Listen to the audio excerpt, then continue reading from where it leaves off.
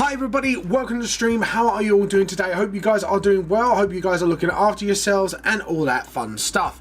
Anyways, let's get some few announcements out of the way. So obviously, the Vamp the Lost Soul streams are sponsored by moi because I have Vamp the Lost Soul manga. I've got Vamp the Lost Soul merchandise on Teespring. I even got Vamp the Lost Soul's metal posters on display. All my links are down below. If you do want to ask about them more and drop it in the chat so you guys can have a look yourself, feel free to. Obviously, check out Manga Series Volumes 1 to 5 of Vamp the Lost Soul on Amazon Google and Google Play as ebooks. Also, check out my physical copies on Mix and Print Link. That you can literally get my books literally printed from the very printers I use straight to your door. Anyone who is unaware, my manga series is licensed to HostGate and will be releasing in their magazine next year on June. So yeah, check it out. Keep your eyes out for that and all that fun stuff. Obviously, 4-Leaf Clovers will be playing today and we'll be doing some art. Also, check out my other social medias and follow and like, obviously, and subscribe wherever you may be. Whether it's on Twitch, TikTok, Instagram, LinkedIn, Facebook, X, YouTube, Blue Sky, or Kara, all under Vamp the Lost Soul. Anyways, guys, welcome. We'll be doing some Volume 1 revamp today. Just beforehand, we just got a little notification. Thank you for resubbing. Let's get on with today's stream. Hi, guys. Welcome, one and all. Yeah. So let's jump on the 4-Leaf Clovers Discord mic. Do not worry, I haven't forgotten. Just wanted to make sure all the intros are done without people jumping in at random points.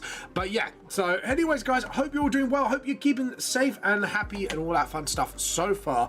Yeah, like I said, again, thank you for the resub. You are awesome. Blam, thank you. And let's get on with it. Obviously, if you're wondering where we were at last time, I did the previous page before, but that was pretty much off stream, admittedly, at that point. So yeah, that's pretty cool. Not gonna lie. Right, what I'm probably gonna do, I'm gonna see actually if I can put it like under here. Hold on. Well, one, that didn't help Maz. There we go. That looks a lot better. So what we're going to do is make that door plain, obviously, make that wall plain as well, fix up some stuff, and then get on with it from here. I think what I'm probably going to do is add a background here and just keep all the panels on background duty. Normally I would have like one like sort of like a colored thing, but I think today is a good day to do so. But yeah, how are you all doing?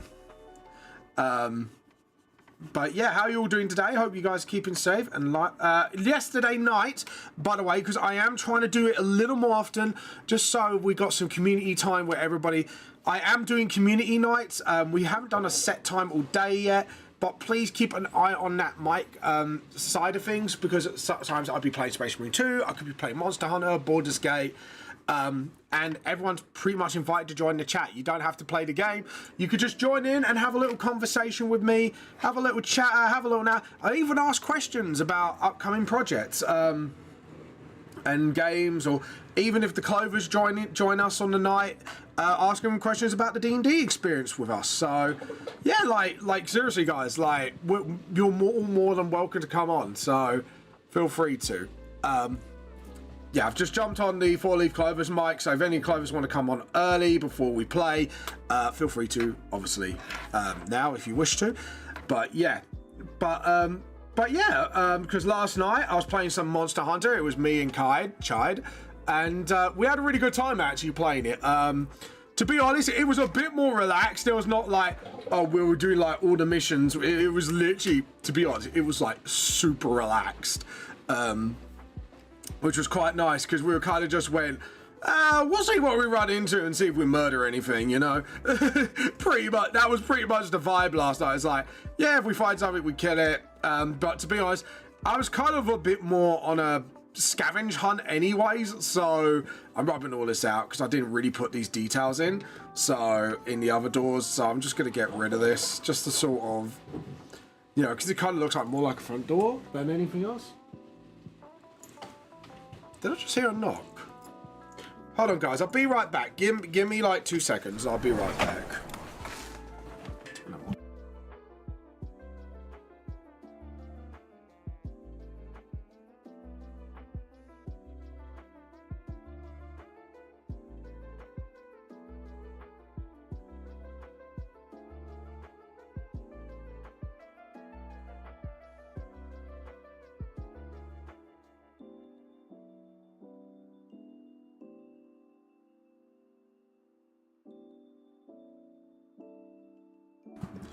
There we go. Sorry guys, I was just checking something because something was a bit weird going on in the neighborhood, as they say. Who are you gonna call? Ghostbusters. Anyways, sorry guys, I am back with a vengeance. Oh, is there no music? Oh, there is music. Awesome. Sorry about that. I just wanted to check something because I was like, wife didn't mention anything about Amazon today, so so I wanted to make sure she hasn't ordered anything from Amazon while I was streaming. But yeah. But anyways, guys, how you been doing today? What kind of games you been playing? Also, guys, let me know if I do have the games. That is the bit of the question mark. What kind of games do you want to play with me? Let me know that as well. Feed it back so we can sort of sort out some stuff, and maybe, like, you know, if you do want me to stream some Monster Hunter as well on Twitch at some point, let me know. I might talk to the HostGate crew and see if any of them got the game, and then, like, sort of like, you know, next time we'll have like a chat while we're playing, you know, stuff like that. Get to know us all a bit better, stuff like that. Or even like maybe if you want us to play with the Clovers, if we all got the same game, you know, we never know, never know. Just let me know, because obviously, like I say, I want to do a little bit more stuff with the community. It might not be like every day, but maybe like once or twice a week, just to sort of go at random points. Like, yeah, I've got a bit of spare time. Well, let's do a little community night, you know. Let's get the community together, and we'll play some really fun stuff. Edit undo. I've just realised I didn't rub this bit out. So we do that. Rub out the shadows on here, because one thing I didn't like about this is basically all the shadows. So I want to really correct this and just kind of change it to the door handles that I have. Pip, sorry. You wonder why I just got quiet for a second. Pip, we're gonna have a little chat. You're gonna sit on my lap. You're gonna sit on Daddy's lap. I know you want attention. He's sitting on my lap right now. I know you want attention, but Daddy's streaming. You are my fur baby. I do love you, but right now, you're being a bit of a shit. Love you, baby. There you go. You happy now? Got some attention from Dad? But Daddy needs to stream. Yeah? Yeah, good boy. There we go. I'm literally like telling my cat off, like, just like, Pip, I need to stream and you need to understand this. Come on, off you get. Come. No, he's gonna sit on my lap. Fair enough. The cat is stubbornly staying on my lap, apparently. Because he's a stubborn little bugger. I tell you what, though, actually, talking about little Mr. Stubborn over here, he really doesn't get the word no. Like, every time we try to teach him the word no, he just doesn't want to listen. He's just a bit of a naughty boy, aren't you? You're a bit of a naughty boy. Yes, you are. He's looking at me like, fuck off, Dad. Stop berating me for being a naughty boy. It's like, look, mate, look, Pip, you do not understand. You are being very naughty. Therefore, I need to berate you. He's just looking at me like, yeah, fuck off, Dad. To be honest, he's kind of sitting on my lap like a good boy at the moment anyway, so he can stay there until I need him to get off. Happy now? Spoiled brat. He is. No, I'm not kidding you. I'm not just calling him that for the sake of it. It is literally, he is the most spoiled brat there ever is, aren't you? More spoiled even Bella, who's with my mum. Yes, you are. Yeah, he's looking at me like, I'm not fucking spoiled. He's literally looking at me like, you calling me fucking spoiled? And I'm like, yeah. The problem is, Pit, you are a spoiled brat, so, you know, you need to be told you're a spoiled brat. Literally, my wife literally caters to his every whim. It is not even funny how my wife kind of caters to his every little whim. He's just come off my lap now, and he's on the wheel. Yeah, I think he's kind of frustrated because I called him a brat. I swear he understands sometimes. He'll look at me like, shut up, Dad. And then it's like, next minute he'll be like, I don't. He had a hissy fit with my wife the other day, right? This is Pip, by the way. He had a right little hissy fit. He was trying to steal something from my wife, and my wife turned around and told him no, and actually really told him off. And he was like getting absolutely pissy with my wife, and I was like, oh, you know, like there's a certain look your cat gives you, and you know instantly like your cat's got the right hump with you. It's kind of like that vibe. You know he's got the hump, and you kind of got the vibe. Why? Because like he's kind of like, he doesn't like, because the one thing is Pip doesn't like being told off. Like he just straight up, yo, Loki would just go like that and then just get on with it. Pip on the other hand, he gets really hissy about it because he doesn't like, because I think it's because he got so spoiled when he was younger. Like, and I'm saying this like he's an old cat, but he's not. He's like nearly 6 months old, and he has been spoiled rotten by my wife, I tell you. I have to admit, I have spoiled him a little bit as well. I have to admit, I take responsibility for that too. But he is such a spoiled little brat. We love him, but he is a bit of a brat. But yes, you are, Pip. Don't look at me like that. You know you are. There's no denying it at this point. But yeah, so we're trying to be a bit more authoritative as like his parents and saying no to him when we actually need to say no to him. So yeah, he kind of gets huffy about it afterwards. It's like, fuck off, Dad. But you know, we'll get there, won't we, Pip? He's kind of ignoring me right now. He's kind of looking out the window, just like, no, Dad, I won't get used to it. Fuck you, Dad. You know what I mean? Like, he's kind of giving me that FU look, like, bless him. Absolutely bless him. You gotta love your pets. Anyways, guys, if you got any little bratty pet stories, let me know, seriously. Well, I like a good bratty pet story because, you know, as much as they're brats, we love them. Don't we, Pip? Pip, we love you, don't we? He's like, you don't love me, you don't let me get away with everything. It's like, I do, you know it, little brat.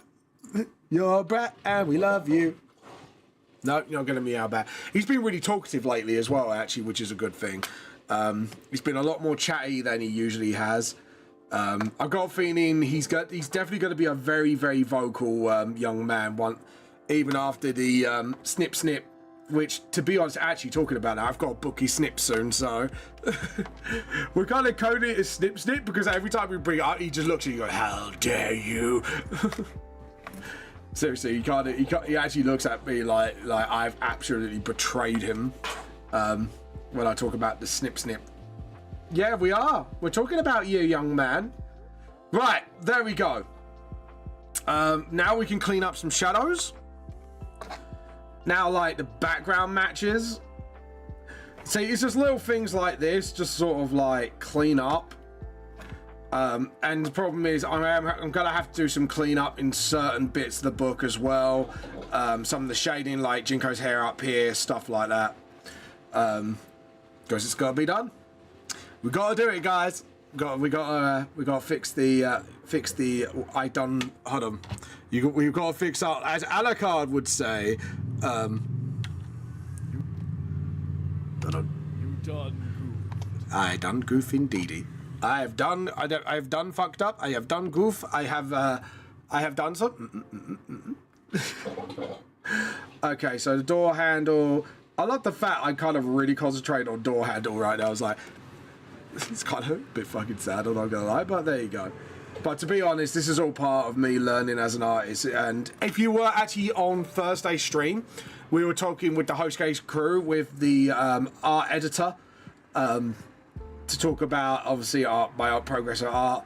Absolutely lovely lads. I'm hoping to have them more often on stream and stuff like that. Even if it's like it's not like an art meeting, it's more of a you know, stuff like that. And they actually had a look at some of your artworks, and they were actually like blown away by your artworks, especially Ants. I think they got a bit blown away by that, and my bear's like nice little Hades sketch, stuff like that. So yeah, it was quite nice that, you know, they got to see other people, and you know, hopefully we could do that a bit more often and appreciate the fans around here. So yeah, and hopefully our plans will be. Is that just me or that door? That door handle's really fucking tiny, ain't it? I just looked at it, I just went, that's like a tiny door handle. Let's make that bigger. Let's get this to proportion. And I think we're gonna, if we're gonna free transform it, because there's a reason behind it. Just give me a... Oh, has it not got the... Oh dear, I got everything else. No, don't transform. Don't transform it because we obviously didn't get everything. Edit, transform, scale, not scale, rotate, transform, free transform. There we go. So what I want to do is sort of give that door handle a bit more credence. Yeah, because as you can see, the angle's not that great. So we just want to give it just a little, just to match the door handle. Is that a little too big? Maybe make that a little bit smaller. A little bit smaller.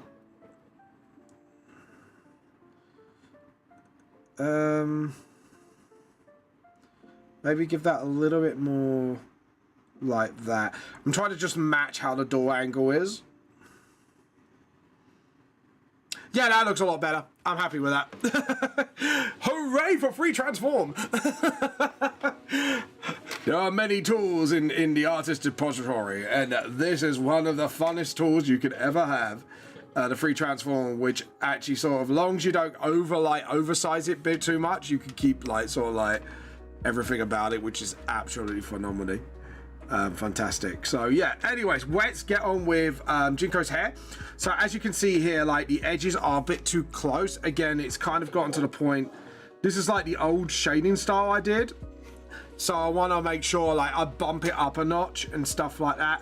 And I can't wait to, oh, by the way, we're hoping to have a meeting on the writing editing side this week, and I'm hoping to bring Blam into it, because hopefully the next meeting we can then talk a bit more lore and stuff like that, and you know, we could kind of look at stuff and stuff like that, because at the moment Blam's looking into like what cryptids we could bring to the VTS world.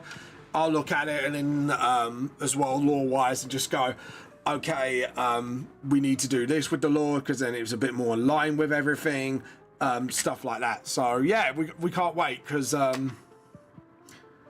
this is the brilliant part of it all is, and hopefully what I want to do is somehow bring like JP into the fold at some point as well, because obviously he's been wanting to work on it and stuff like that, so we can then set up like proper meetings and get some lore stuff done with the TGRPG, but also alongside with Volume 1, because I think the meeting's going to be mostly about Volume 2 the next meeting, because I think the writing editor is looking at mostly like looking at script for that as well, fix that up a little bit, stuff like that. So yeah, we can't wait to do that, and then hopefully we can follow up the meeting with all the like TGRPG stuff and all that fun stuff, which will be great. So that's the whole point of it, is sort of, because I think what we're trying to do is trying to get like a book ahead, but I think what Merit's trying to do is actually try to get 2 books ahead, and that would help me out immensely.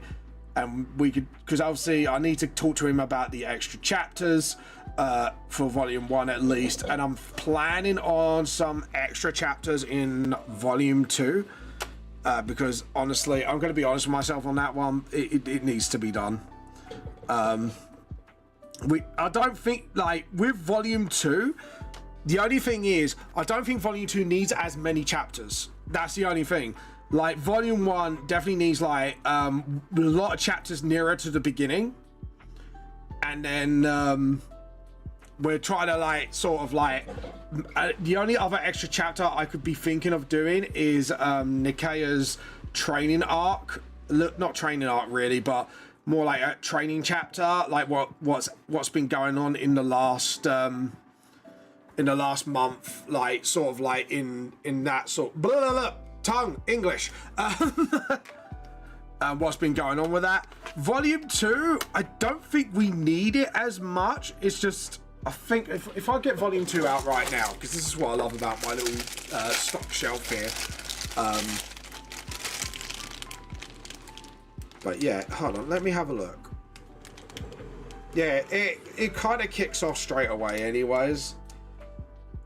Yeah, maybe a little bit more of a training chapter, but yeah, other than that, it all kicks off. So like, I think volume 2 just needs one little extra chapter, maybe. That's it. That's the only thing it really needs.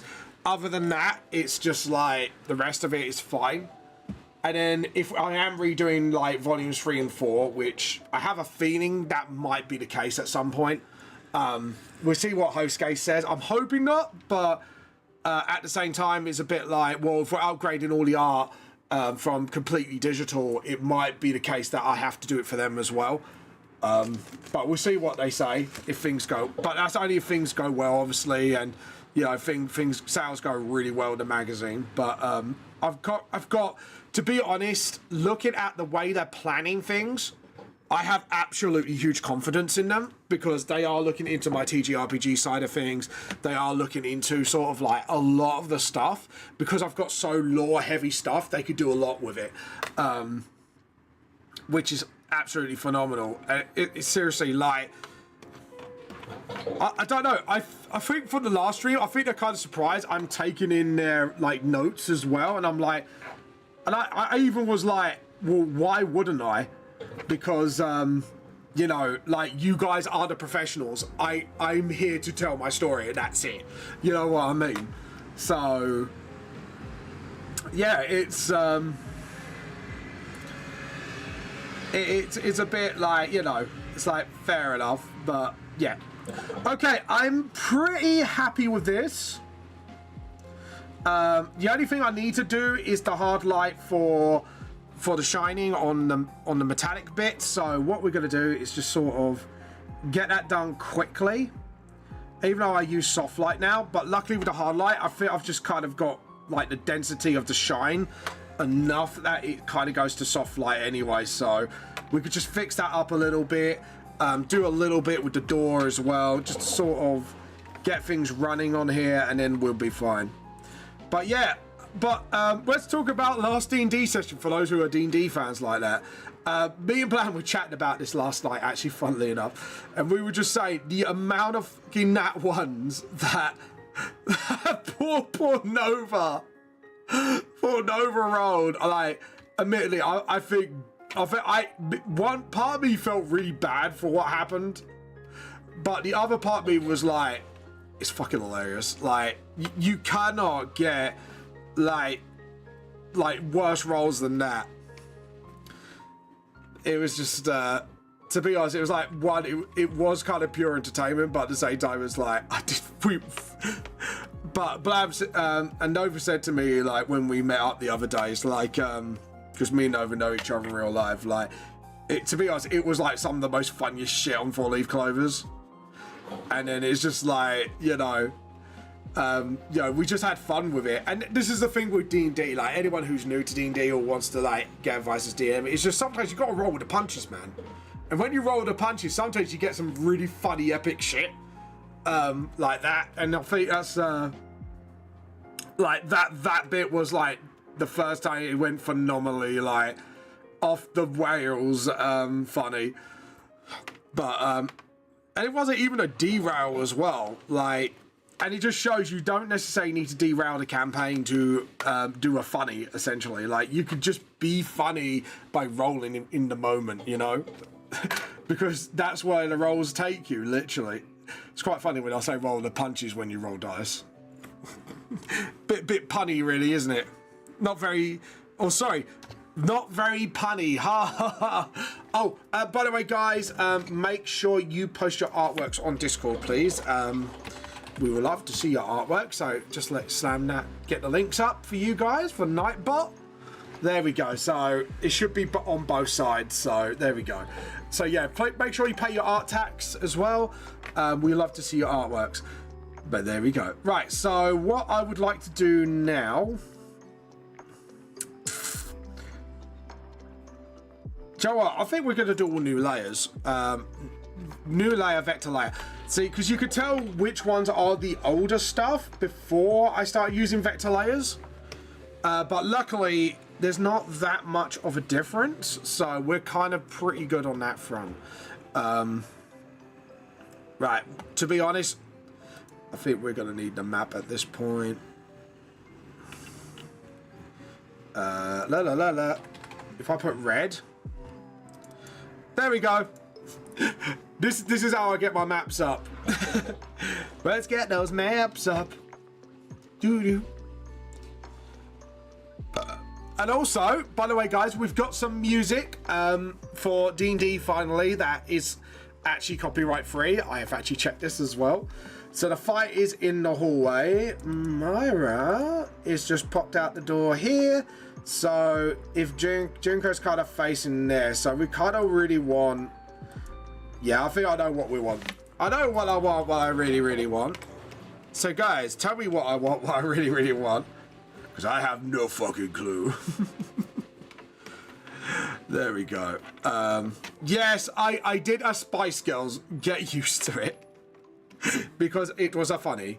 Oh. Yeah. Van fucked up. It was on this day that Van realized he done fucked up. There we go. Awesome. Right, now we can do this properly. Layer, new layer. So what we want to do is maybe get Jamino in the background with the feet here. Just like... I think that's what we want to do. Yeah, I think that's what we want to do. So if we establish... Yeah. Yeah, if we do it like that, that will be a good angle shot. Which means, because that will be the first door... Oh, hold on. Edit, undo.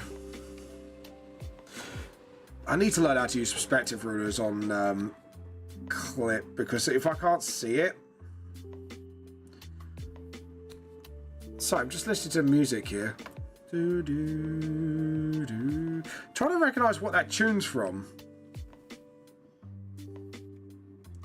So, this is me doing like different points and the walls as well. Okay. Right, we're gonna undo that. I think I know how to kind of do this. So obviously, it's obviously quite higher up. So we do that, and then... Yeah, there we go. Because then I'm still technically going through the middle point. So, hey, I discovered a trick. I discovered a dumb trick, but it's a trick. So there we go. And then that will be framed here. And then obviously with the door, door being about, what's the gap between the frame and the door? Yeah, because if Jinko's standing there, that's the first door. Second door. Oh, that's interesting. There's no picture between that door. Sorry, that was a bit unprofessional, me just blowing raspberries as I was thinking about it. There we go. So really, technically... No, because if Jinko's a little further down... Yeah, okay, right. We'll stick to my guns on this. I think I may have done something clever without realising it. I know, without doing something clever without realising it. Jesus, that's a rare moment indeed. I wait for Blab to jump on any moment and just insult me. It's just like, Vamp intelligence at this moment? It's a fucking miracle! It's a Christmas miracle! But yeah. Anyways, all jokes aside. Right, now we've got to guess where that middle point is. Yeah, that's fine. I'm down with that. What? Okay, so now we gotta just sort of, that's it. Move that wider. Because part of the secret of doing this sort of, see, this is what I mean. So you kind of have to like widen the board a bit to get like the same sort of width out of your floorboards. Awesome. Okay. This is a lot of guesswork now. So maybe do that. Oh, hold on. Yeah, I think I might have... Have I guffed? I don't think so. No, I don't think I have. No, I don't think so. I think I've done pretty well. Cool. Okay, I think I'm good. No, sorry, I'm just trying... Is the perspective off? No. No, it's not. Is it? Maybe? Am I overthinking this? Am I doing the usual vamp? Overthinking? I think I've overthought this a little bit. Just trust my instincts. I think that's the way I've got to go at this point. So yeah, because the floorboards are quite wide. Because if you look at the map of the Red House, we've got 1, 2, 3, 4, 5. Yeah, the floorboards would be quite wide, so you wouldn't be able to see like the other side of the wall. Okay, and then what we can do is Jamino still doing his fire thing? No, because it's like the block of ice. So actually, what we can do. And then do like that and just sort of like jagged the ice and just sort of, yeah, that'd be actually kind of cool because then you see the ice on the floor and then we could do like 2 layers of coloring and then one can be a bit more screen and translucent. I like the vibe of that. And then what we can do is just sort of split the wood up a little bit from the damage of the ice, like jolting out, like not out the ground, but because of the way the ice just magically appeared. We could do some like peeling back wood, which will do some like battle damage to the floor. Yeah, I think that'd be kind of cool. Okay, and I love this. Like, it's just one background, and it's like, this is what goes into doing a manga. Like now I'm trying to get more confident with backgrounds. It's just like, yeah, right, let's try and sort of do some fun stuff with this. Little continuity details that would really like get this manga to sort of like pop. But yeah, I'm kind of glad I'm doing this, or I'm glad that HostGate is getting me to do this because it's teaching me a lot of different things at once, essentially, and it's actually done like a really good job of teaching me like a lot of new tricks. So yeah, guys, if you are watching the HostGate, guys, thank you for this. This is a hell of an opportunity to kind of show off my stuff. I was going to say, strut my stuff. But yeah, that sounded a bit wrong, didn't it? Right, ignore. Okay, let's undo that because that was pretty bad. There we go. Okay, cool. We didn't have to lose a light. Nice. I'm happy with that. Right, so as for this, we can kind of just draw this in. And just sort of get the jaggedness in. I might play with the sensitivity with the pen a little bit because I want my lines to be a bit more, maybe a little bit thicker. I don't know. I have to think about it. But I kind of like the way it is, so... If we do like a hint of a crack as well, because you can tell the ice is melting a little bit, just to give that sort of dramatic thing, like it's like time's running out. Yeah, fuck it. Let's go! Let's go, motherfuckers. Let's go. Guys, JP, are you playing... I know JP's watching.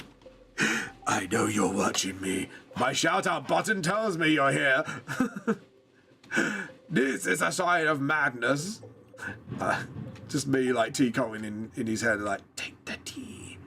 Yeah, I've got a shout-out button, and it kind of tells me who's watching. And I think it's kind of nice because then I can actually sort of say individually to people, go, hey, how are you? But yeah. Oh, JP, at some point, like mechanics wise, I think we might need to do a meeting with you, me, and Blam, because the writers at the editing writer from HostGate actually wants to look at the TTRPG stuff because it's going to be like more lore central. And he wants to help out with that.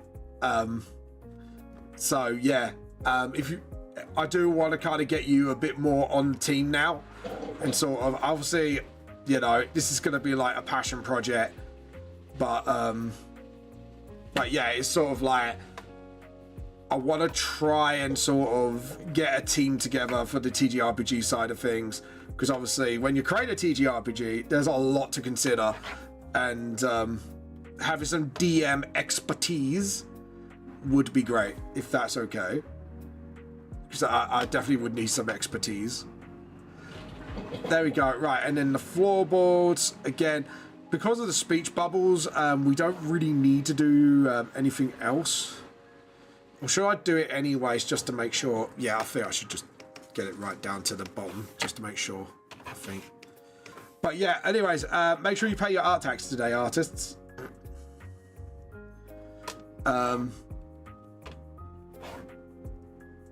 Okay, cool. Okay, so my initial gut is telling me I should just straighten out that line a little bit to get that width up the top wider.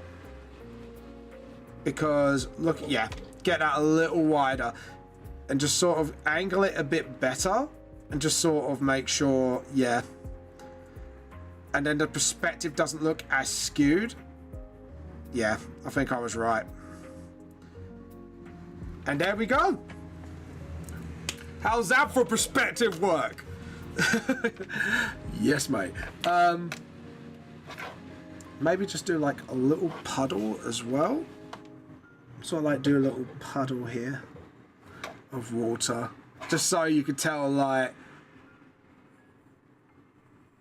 that as well. Does it really need line work though?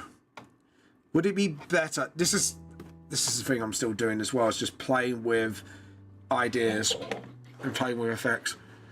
Maybe if we do like a little water brush, maybe. All right, we'll consider that once we make our minds up. But yeah, and as you can see, voila, bada bing, bada boom. We have a door, we have frames, and we have stuff as well. Also, Hosuke and I are chatting about, obviously, with these picture frames, we might do like an in-law. It depends if other artists want to do it, or in the Hosuke, like, you know, what they're doing. Because obviously I can't announce anything yet, because obviously I think I don't know if they're still negotiating contracts, stuff like that. But yeah, we'll see what happens. But yeah, we're kind of looking into so like either get like people do like in-law paintings, or we pass it to you guys as like a sort of little fan art contest, and winners get to have their like art in the book in the paintings in the red house.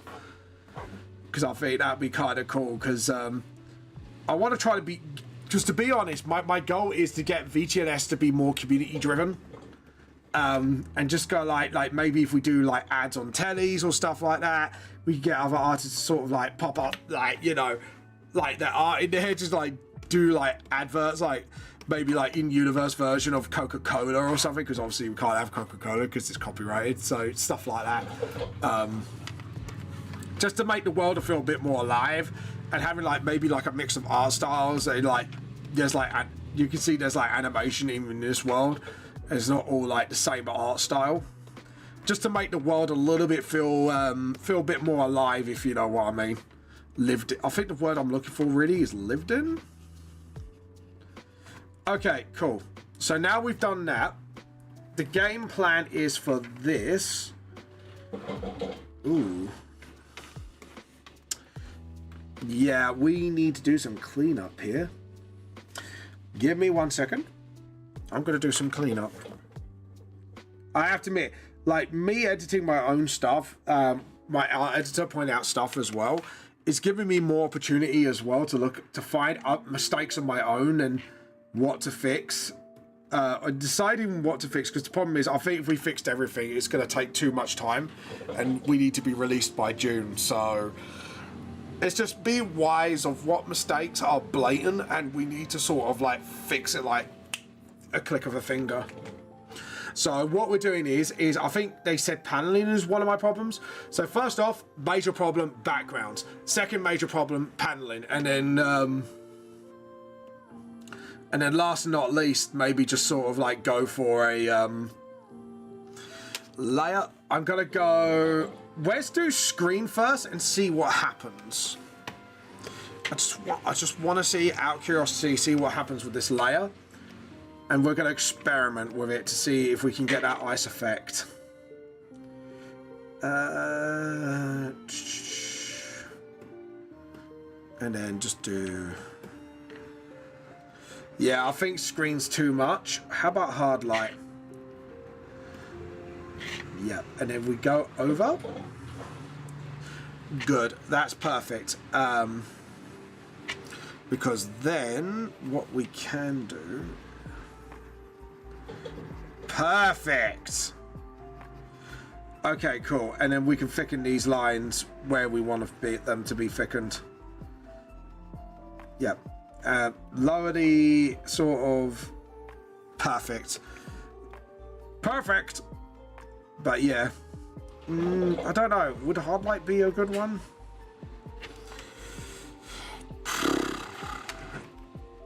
Maybe go that to 0.7.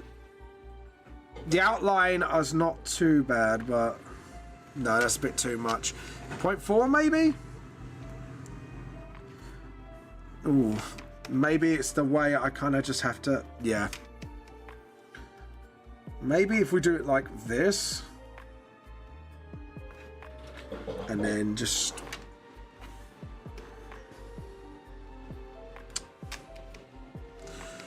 Yeah, I think I've got to really zoom in.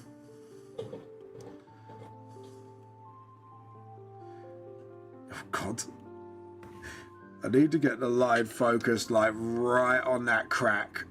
There we go. Perfect. Okay, so if we do it, like, with a 1, and just slowly... Yeah, that's it. And then... There. And there's a sort of... Fix up those cracks. How you been, JP, by the way? Hello, Weasel XO. Hello, welcome to the stream. Sorry, I've just looked up, I just saw your message. I was kind of really focusing on the artwork side of it. How you been, Weasel? And can I just say, I love your little classic emote. That is from a very classic cartoon. I am Weasel. Please tell me you got our baboon to match that Weasel. You'll make this man very happy, because I do like my classic tunes. I have to admit, I do like a classic tune. There we go, awesome. So now we've got that hard light going, and it's going a bit hard, which I like. Not like that, people. Get your minds out of the gutter. Anyways, I like the fact I said that, and I'm the one who probably instigated that. Anyways, but yeah. Do that, and then just get sort of like the button going, and just sort of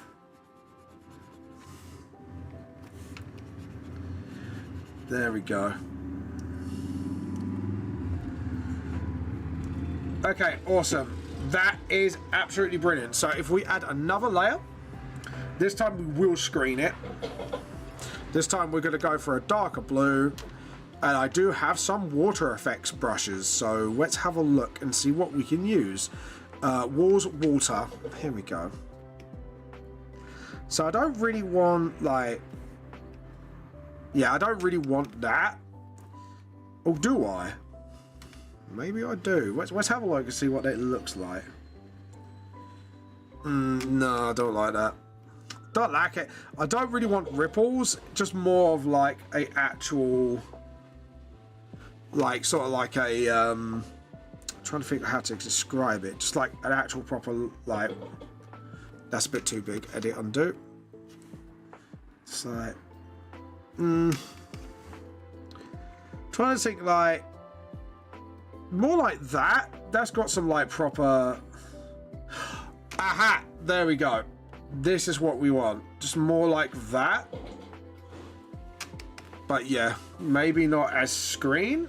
What would it look like under soft light, I wonder? Don't like that. What about hard light? Seems like hard light seems to be my answer to everything at the moment. Let's use everything. Anything. And, oh, yeah. Okay. So if I actually do it like that, because then that actually looks like a puddle emerging. Okay, cool. I can get down this vibe. Yeah, I don't like the way... Right, so if we're going to do this, we need to do this in one foul swoop. Okay, and then... don't like that. Maybe do it normal layer first. Normal. Pick up the colour. And then just sort of... That's it. Get the pen. And then do just like very smart editing with it. And just sort of... That's it. Awesome Renos. And just sort of... That's it. And then people won't notice it as much. And just clean it up. Same here, just sort of that. To be honest, that don't need clean up. So all we need to do now is get that to a bigger brush. To be honest, the water brush alone kind of gives that wet vibe. So if I want water on the floor in future, I might as well do this. I mean, yeah, because look, like, it actually kind of gives, like, its melting vibe. I'm not going to lie. I think I did a very smart thing for once, and I did it without realizing. Let's have a look. Oh, yeah. Yeah, that's good. I like that. I'm keeping that. Right, good. Vamp likes this very much. Vamp's going to keep that. Vamp is definitely good. That's a keeper, guys. That is an absolute keeper. As Goldmember says. Right, new layer. And then we're just sort of... What time is it? Look at that. Only what? Not even an hour past, and we actually sort of done the deed, as they say. Ooh, yeah, we're going to need a shadow over the top of this, aren't we? Because we shadowed over the top of the ice. Okay, cool. And then just sort of like that. Just let that know that it's like a water droplet. There we go. Awesome.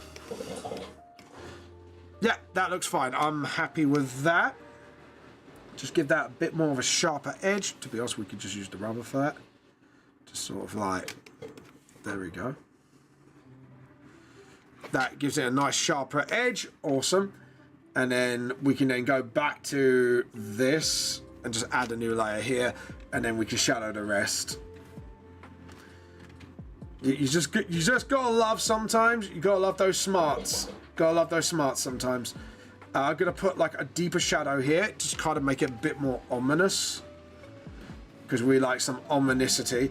I might even add like something, I don't know, like maybe something a bit more like an effect in the background, or maybe just, I don't know, maybe leave it as it is, because that tiny little detail at the background kind of adds, like, he's breaking out the ice,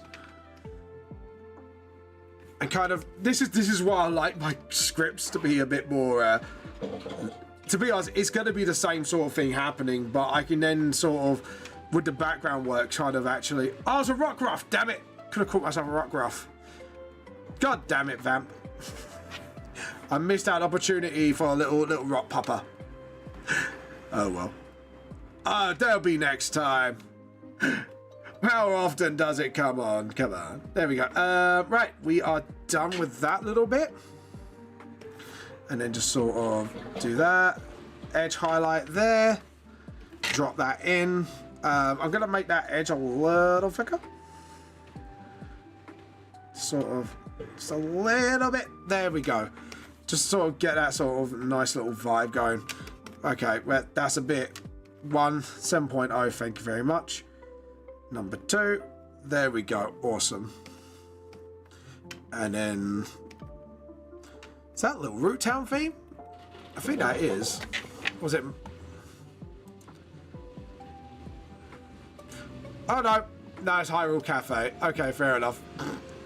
I was looking at it like, I know this noise.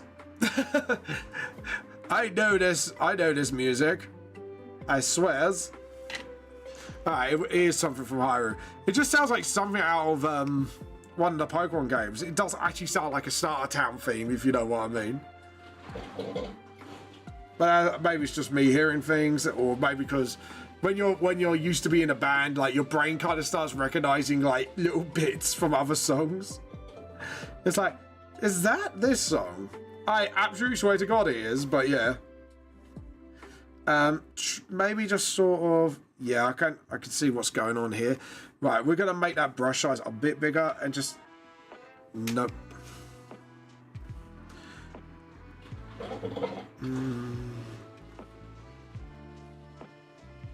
That's better. Yeah, that's better. Cool. Just I think that shadow was a little too thick. There we go. Awesome. Awesome Renos.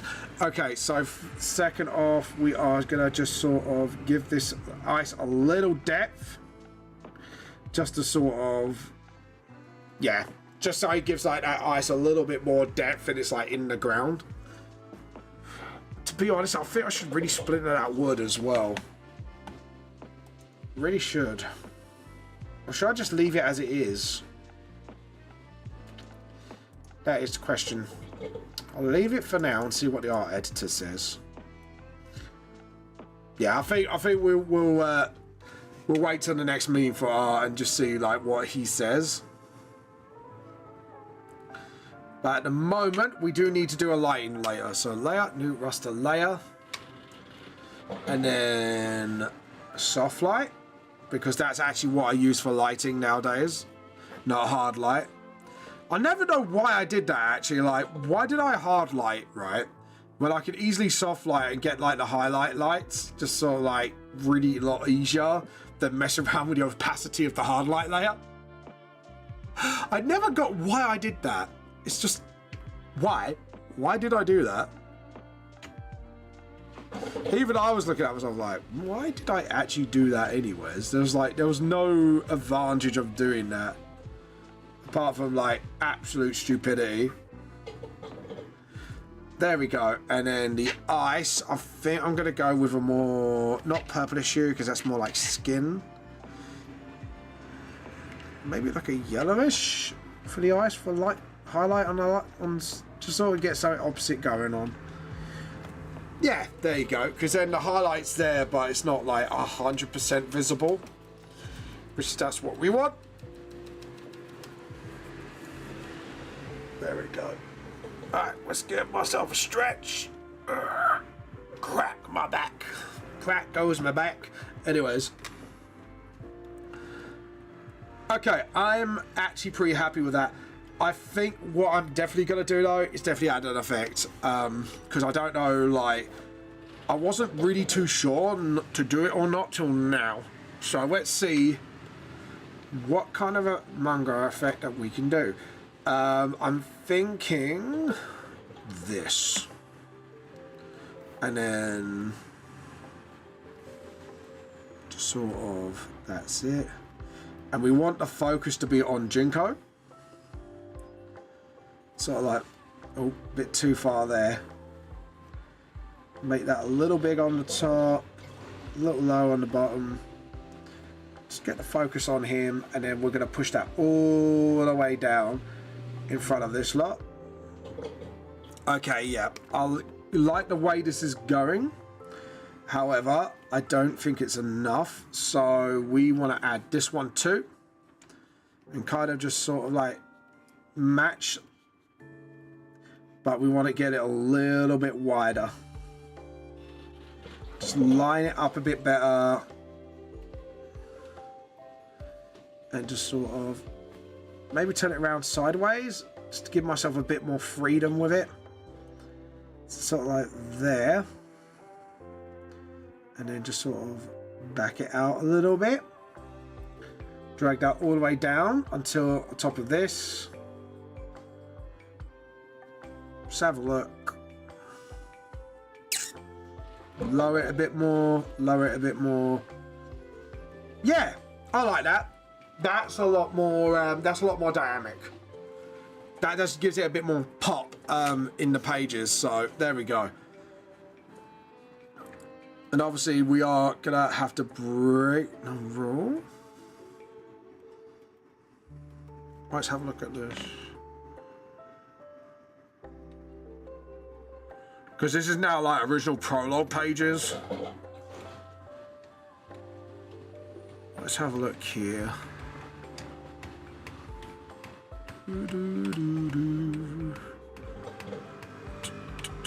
Come on, load up.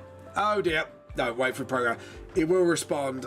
I need to actually use a save redeem actually, so the people can go, save you bastard.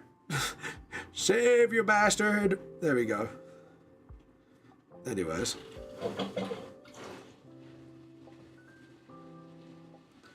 There we go.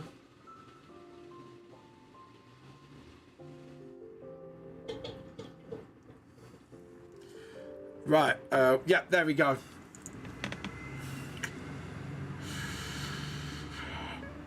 Top panel key, but I don't like the Doom in the background. The Doom looks, what's the polite way of saying it? Shit. I don't know. I think it's just something about it. Just screams like, doesn't scream that great to me. Just gotta find that sketch for Doom as well. It's not in the hard light layer. It's probably in one of the normal layers. It's probably in one of the more backgroundy layers. Or is it? Don't tell me it's all with the line layers. And I'm gonna have to dig them out. No, it's not. Okay. Okay. So.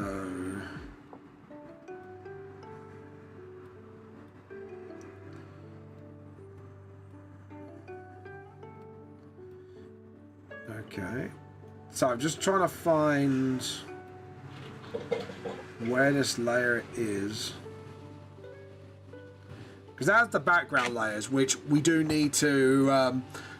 I'm definitely going to give these two panels the background. That panel the background. That I'm fine with, but I want to change this one early. Like, because I don't know. I just don't like the way... I just don't like the way the line work is done on this. And it's kind of giving me the vibe of... Right, found it. Yeah, it's all in the same layer. Like the twit I am, I literally put that in there with... Edit, undo. Edit, undo. Yeah, I'm going to need to find a way to sort of protect these lines. For now, we're just going to scratch them out. Redo all this, because to be honest, I was trying to do like an etchy sort of like wording for Doom, when to be honest I could just use a font that's copyright free that would give that sort of oomph to it. And I think that's what I kind of failed to do on this. It's kind of, I've kind of just went not trust my instincts, if you know what I mean. Oh.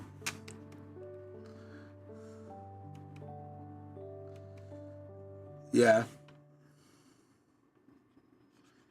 There we go. Luckily for me, I did leave a gap behind the actual character himself, so this should be quite a quick and easy fix.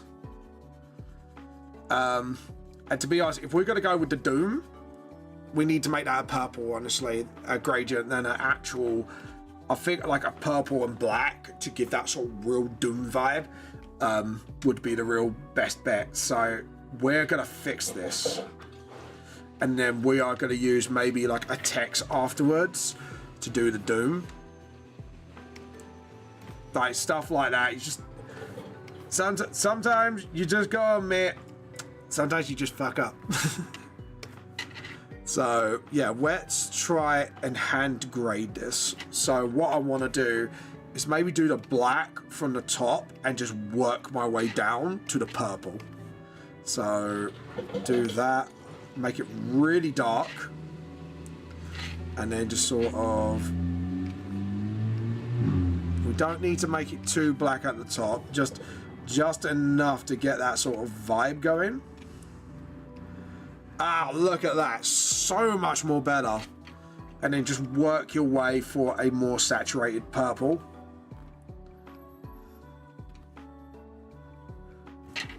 And then just sort of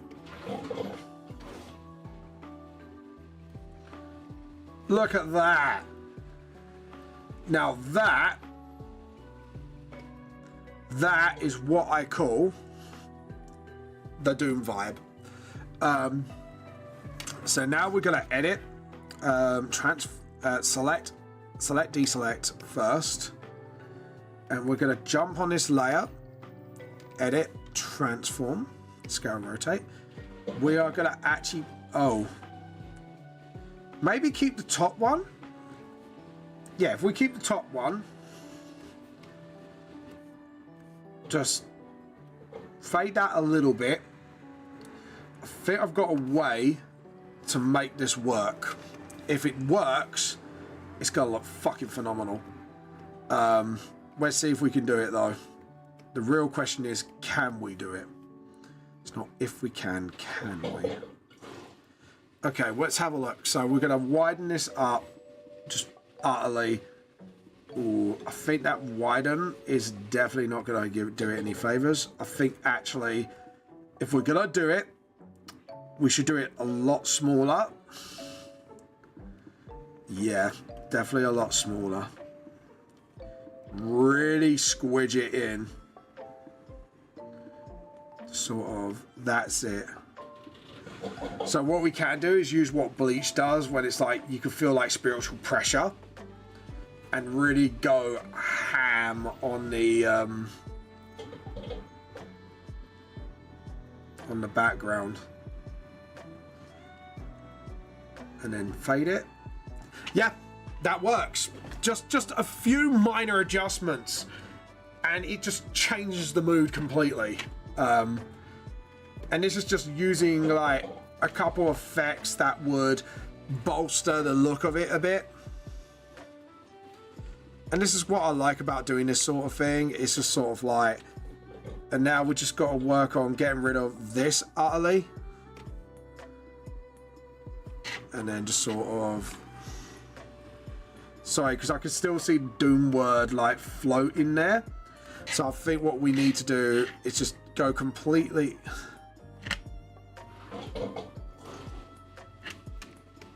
Sorry, I went silent for a second because I just realized I did something really stupid. There we go. Awesome. Right, what we do is we're going to make this completely purple, and then we are going to work backwards again. This time we're not going to go utterly saturated. I think we need to just go near utterly saturated because the bottom will be saturated. Maybe about here would do the trick. We don't want to go completely bright. We want to go just bright enough. And then we just slowly work on the rest of this. So we just want the bottom to be saturated enough. And sort of, there we go. And then go darker and darker and darker until we get that same vibe again. But we're going to improve it. And then just sort of again. And then go black. And then just really electrotype. Ah, damn it. Missed that as well. And then just sort of just let the black guide me a little bit. And then let the middle purple guide me a little bit. And then let the more saturated purple guide me a little bit higher. Saturate a little bit more, and boom. Yeah, I'm pretty happy with that. I'm pretty happy with that. This is nice. This is nice. I'm loving the vibe. Yeah, because then that just changes the mood utterly of this drawing. What I'm probably gonna do is kind of just let that off a little bit and just use a very edge of the brush highlight to just get that black up there so it just looks like it's coming down slowly. And then just sort of up that a little bit and just use the very edge. Just like give it a little bit more brightness here. A little bit more saturation. And then just a little bit brighter. And then a little bit more of a middle ground. Perfect. Then that gets the Doom vibe going. Right, so now what we really want to do, See, I don't know whether to use like a light purple to make the scratching writing, or do I just go for a font and hope it looks really good? Let's go with a font and see what we got in our arsenal of... because I do have some horror-looking stuff here somewhere. Horror Master...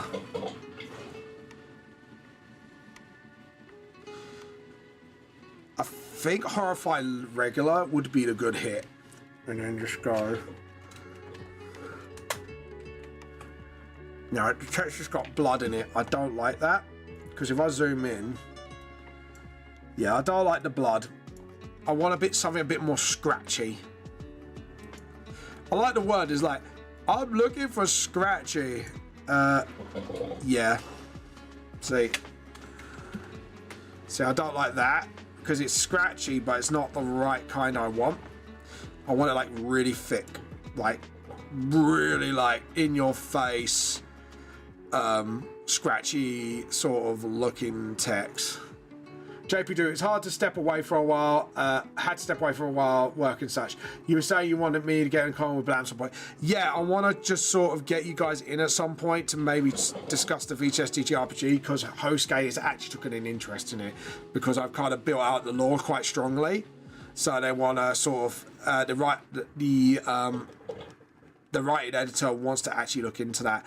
There might be a possible meeting next Tuesday. But we won't be streaming, obviously, but it'd be more private. But I want to try and bring you guys along. What about this?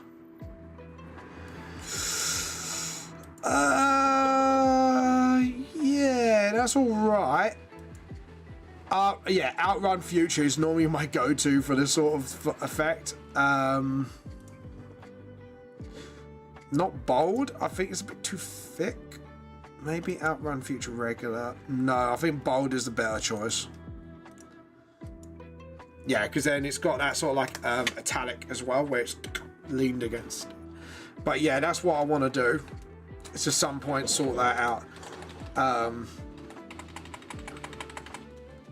Bit too much M's. I want to just sort of go for 3 M's and a bunch of O's like doom, doom.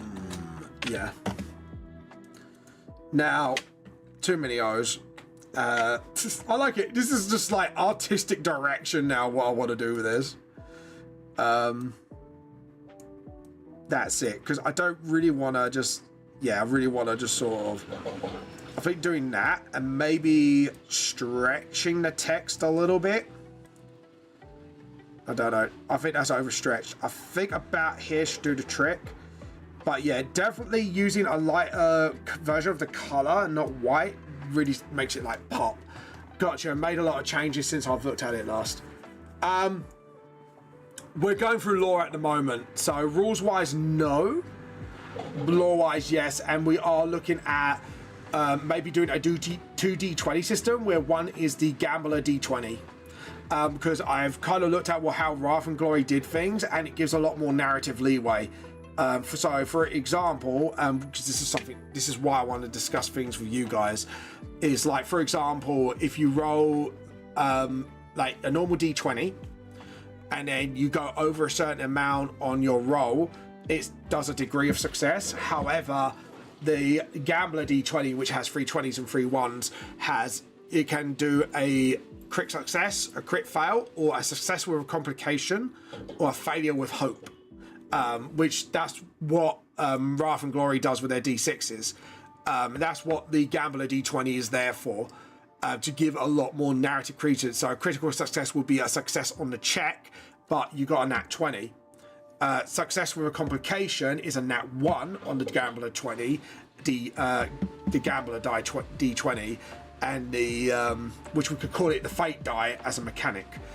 And then we got the normal D20, so, you know, even though you might have did something successfully well, like hacking, for example, if you roll a natural 1 on the on the Gambler die D20, then there's a complication, like they could be getting hacked. It would just be all malware or viruses, stuff like that.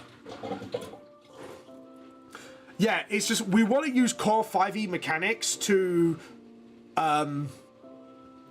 sort of make it compatible, but I now want to make this its own thing. And I've looked at other systems, and I kind of like how Pathfinder does the whole degrees of success thing, depending on how much over you roll. And I like the way that Wrath and Glory does when you got the one die, that's it. That is the nat 20 or nat 1. But if it doesn't land on any of them, it can be just like a straight up success, a straight up fail. But a critical fail would be a fail with a nat 1 on the gambler die. Or we're going to call it the fate die or something, you know. I just think it just gives a lot more credence for the DM to do a lot of fun stuff. So even if they rolled a nat 20, they could have failed on their initial check, but it has hope. So if you fail the check, but you hit a nat 20 on your gambler die, then there could be hope. Like, you could make some progress. And it just gives you a lot more credence on storytelling. And I think that's what I really want to do with it, is sort of get it, like, it can be useful in combat, but also it can, those roles can really help narratively, which can actually sort of really give it some. Monster of the Week does a really good job of degrees of success. Might be worth taking. I'll have a peek at that as well. But I'm kind of going by the Pathfinder looking of it, because it kind of sticks with the whole D20 thing. So, like I say, it's sort of like, you know, I don't really want to alienate beginners as well. So, yeah, we'll look at it, though, because you never know. I might look at...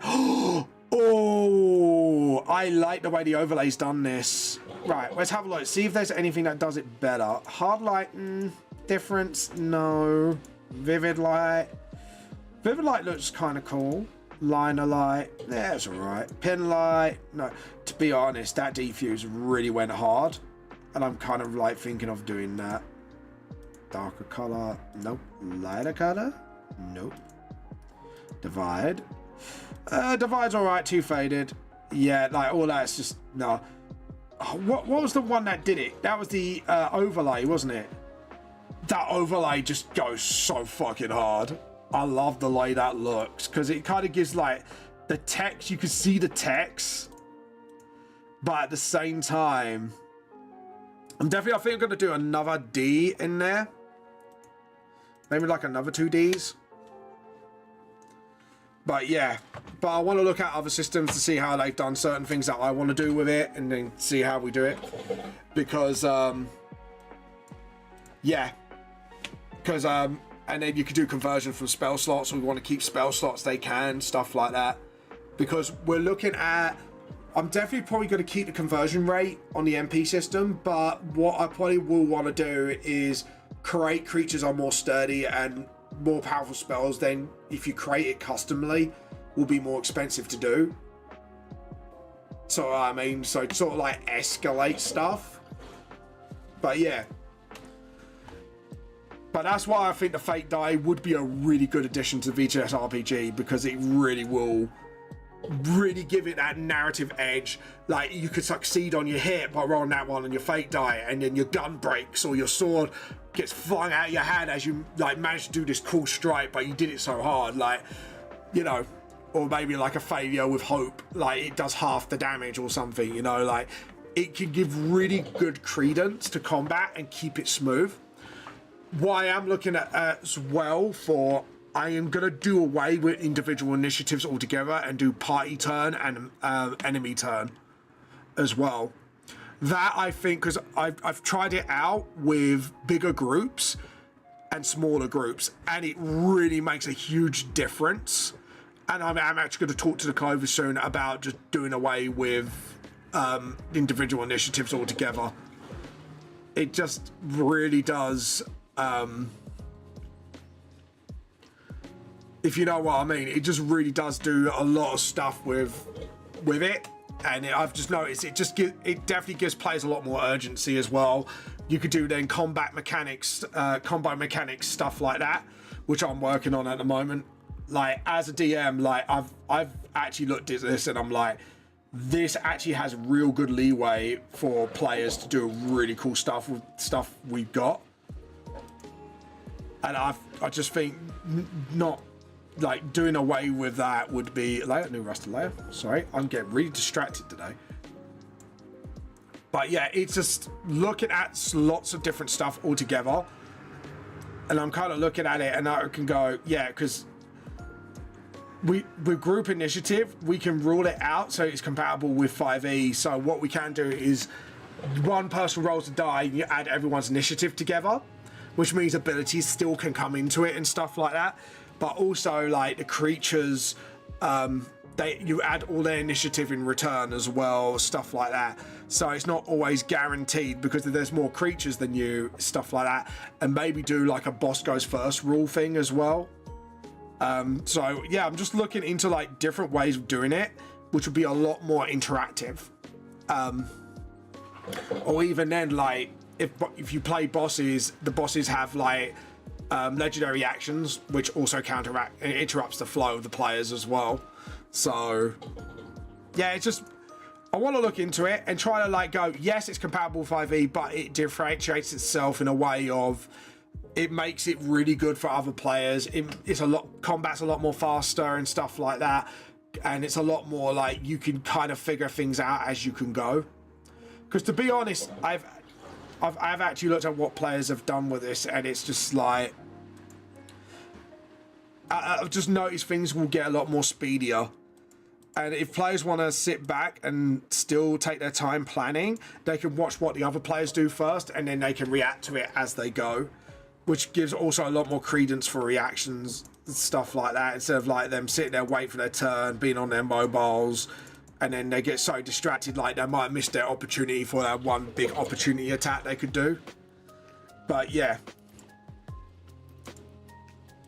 but it's a lot of stuff I want to look at. It's sort of like try to make it a lot more interactive, and I think that would be the thing to do. And obviously that's just why I made the gunsman class, which I am going to redo at some point, because it is a reactionary class, and that's what I want to keep it as, because I think there's some really cool concepts we can really do with that, like revenge shot, stuff like that, which means you could do like cowboy subclasses, assault, military SAS subclass, you know, stuff like that.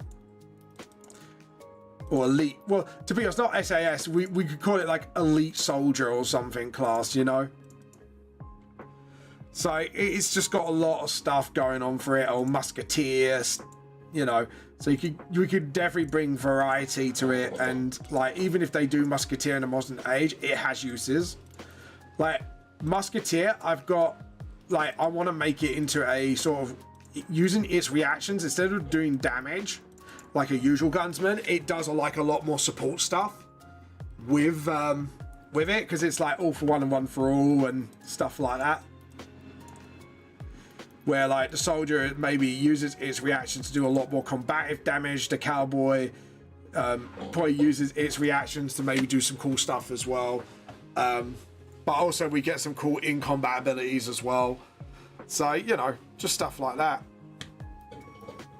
Cricketoon estate. I don't think anyone really wants a Cricketoon, really, but there we go. Sorry, I have a stretch. JP, have you paid your art tax yet? I've got a lot of interesting ideas. Let's put it like that, and it will really bolster the VTLS vibe overall. But also make it compatible with 5e so people can use it as a 5e thing if they wish. So yeah, we'll keep a lot of the core concepts. Let's put it like that. So instead of like calling fighter class fighter, it will be a lot more oh crap, I give it the effect of the door. Hold on, let's get rid of the inner frame stuff, because I don't like that, honestly. Why is it not? Have I? Oh, there we go. Awesome. But yeah, it's just there's a lot of stuff I'm looking into, and I'm going, as much as I do like 5e, there are some certain elements I really want to do away with. And that is like slow combat, make that faster, give a lot more customizability, making custom spells and techniques, because that's why we're doing stamina points as well for martial classes. Because what I said is, and even like I was discussing it with my that I professionally D&D fourth, like one of the young ones went, I do like the idea of SP, and half-casters can actually have like SP as well to do martial stuff. I said, well, to be honest, every class can have SP because, you know, they can whack a stick, stuff like that. And even a wizard can do something, but like the level of SP would vary. So like forecasters will have very tiny amounts of SP, where obviously mid-casters will have half and half each, and then forecasters will have a lot of magic but small SP pool to do some removers. Martials, sorry, have small MP pool than SP. So at least then you can really customize your characters and actually specialize and stuff like that, like doing fire spells and stuff like that. And then the soul element can come into play a little bit more. This is why we're trying to put more elements in the game, more types of damages. So like players can really customize them and make like a customized monster stuff where we can make it simple and easy and intuitive to make their own monsters and NPCs.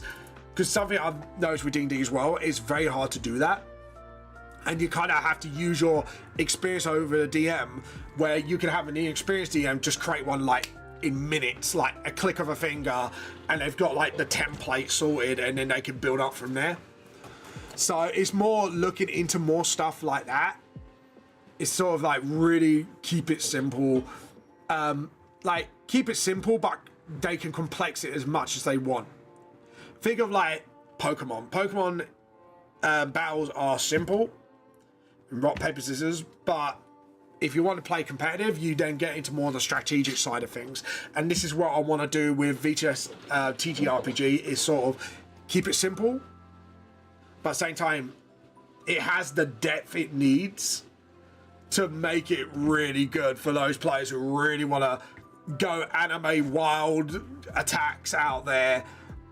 Really rewards it, but at the same time, DM can easily create things that can, how can I put it, challenge them as well. So you got that healthy balance of your players feeling like a badass for doing what they want to do.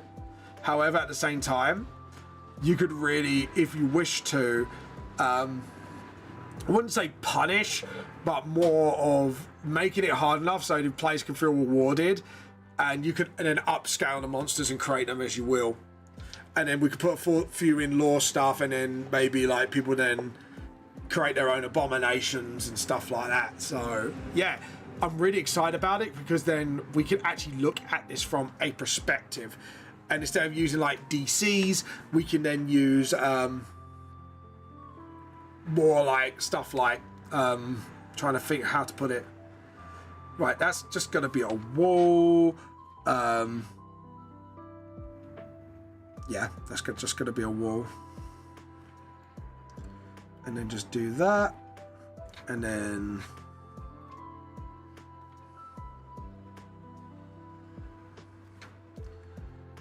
oh, damn it. I was going to do something funsies. There we go. So if we do it like that, and then I've got my perspective point. Go me for being smart. Woo! Anyways. Oh no, it didn't do that properly. This is why I need a visible dot. There we go. I know it's there somewhere. So if we do it like this again, just sort of lower it to where I know it is. Yeah, it's not there then.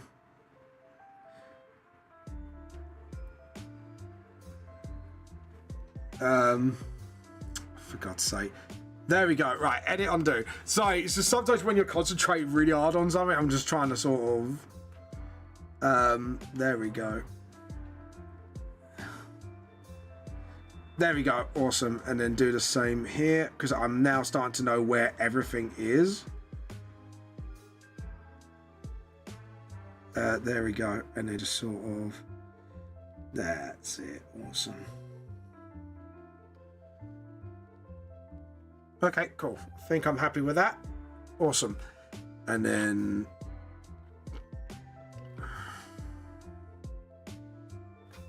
the floorboard would be more like that. Ah, yeah, that's when I know where I fucked up. Yeah, but happy or not, learning to spell.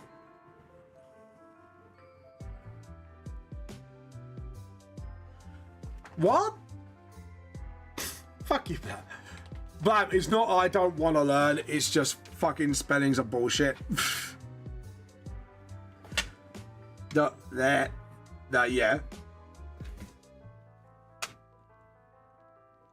Yeah, it's not I don't want to learn, it's just more, yeah, it's just fucking hard for me. Hold on. Whoa. Excuse me?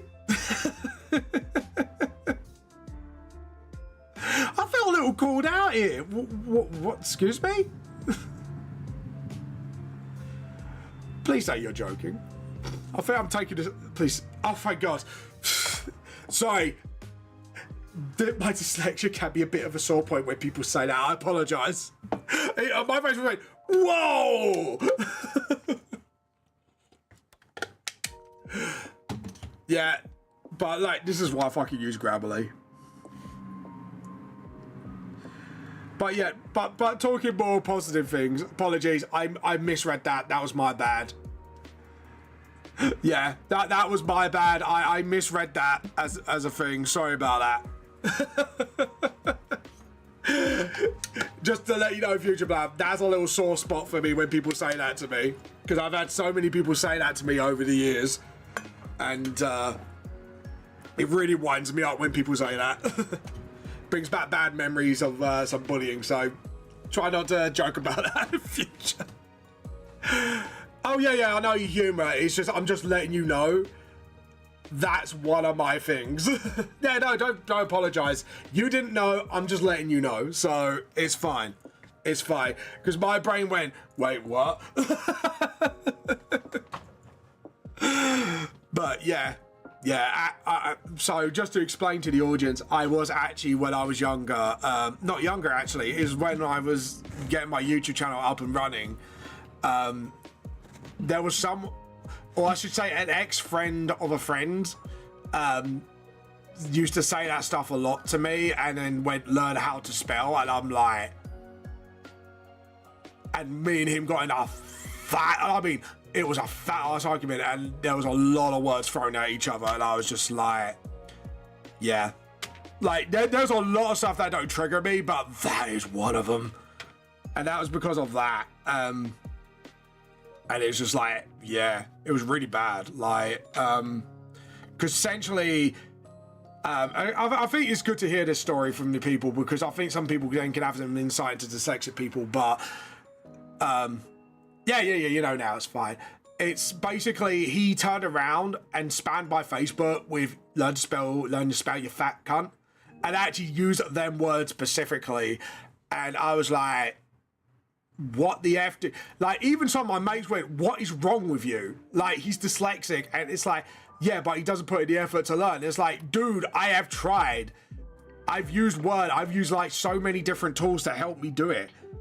It's just sometimes, like, people just have fucking weak points, and sadly, that is my severe weak point. But yeah, there was a lot of names thrown around, and it was a lot from him, and I just turned around and went, you effing bigot, piss off.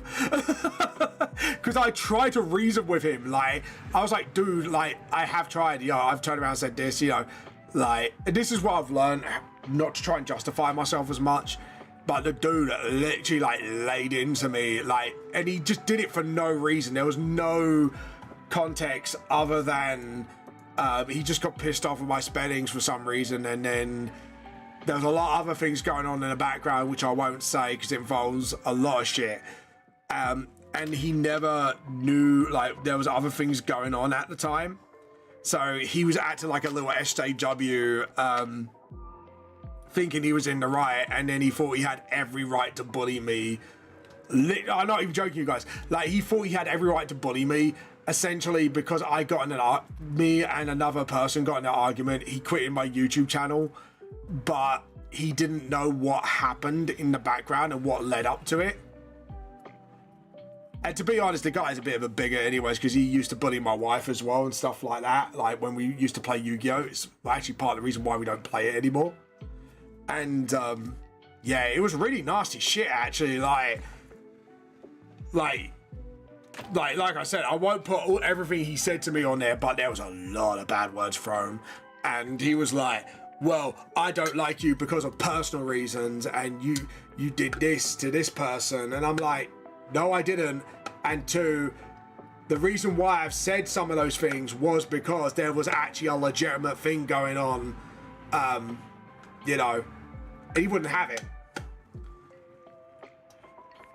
And one of my best mates who Nova knows literally digged into the pair of them big time though, like about it. Like he was turning around saying, well, why are you picking on him? This has happened, and they went, oh shit. They never apologized, but I just, because apparently this makes me laugh the most. Apparently I would punch him, and it's like, yeah, I'm pissed off with him, but I wouldn't do that. I wouldn't get violent. But even all my mates went, I wouldn't blame you if you did it though. They actually turned around straight and went, I wouldn't blame you if you did though. But yeah, it was really bad. Like, I still remember it to this day, and it's like, even though I can't say what was said on here, it was pretty fucking brutal actually. And it was like a lot of the bullying, and sadly the guy who left the YouTube channel got involved with this a little bit, was over my spelling, because the guy who used to do my YouTube channel didn't get what he wanted out of me, even though, you know, there was a discussion beforehand and written messages, and you know, we agreed a gentleman's agreement on things. But yeah, it was gnarly shit. Like it was proper gnarly. And it was just like, why? Like, yeah, I should have lost my temper in some of the conversation, but like, I was looking at this back then, I was like, yeah, all right, some of it I should have lost my temper on, and I shouldn't have said what I should have said on some of the parts, but there were some of the other parts that were a bit too far, and I just went, guys, there's difference between an argument and heated words and being absolute a-hole about it and not understanding why a person feels that way or is saying certain things in a certain way. Like, there was no sitting down and talking like adults about it. It just went full blown and like too quickly, and it was just like, what the fuck? Yeah, sorry, I didn't mean to get into a personal thing, but I just thought, thinking about it right now, it was like, it's actually quite an interesting thing to look back on the perspective of lessons of the past. And now, one big takeaway I took from this, because the bullying also involved copyright striking my content, because the director thought he had rights to my stuff, even though it had my images talking about my works on it, is when you do something with your friends, always do a fucking contract. Even if you know that it's not gonna happen, just do it, because trust me, you do learn to regret it afterwards when certain things do happen and people become a-holes. It's absolutely fucking gnarly, actually. Things can get nasty really fast. And that, sadly, I did learn that lesson the hard way.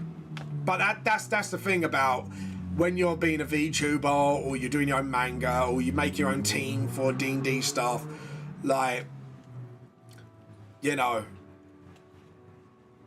always do a contract, even if it's just exchange. It's not even if you're not paying them, just have a contract saying, okay, this is what you're allowed to do, this is what you're allowed to claim, this is what you're not allowed to claim. We'll like, for example, say, okay, let's give an example. Say Blam, who's working on my TGA RPG right now, I will probably do a contract to stay, like, obviously we can't pay you right now, but we will credit you. If things go well, we'll start, you know, paying a little bit of money to, you know, say as a thank you, stuff like that. You know what I mean?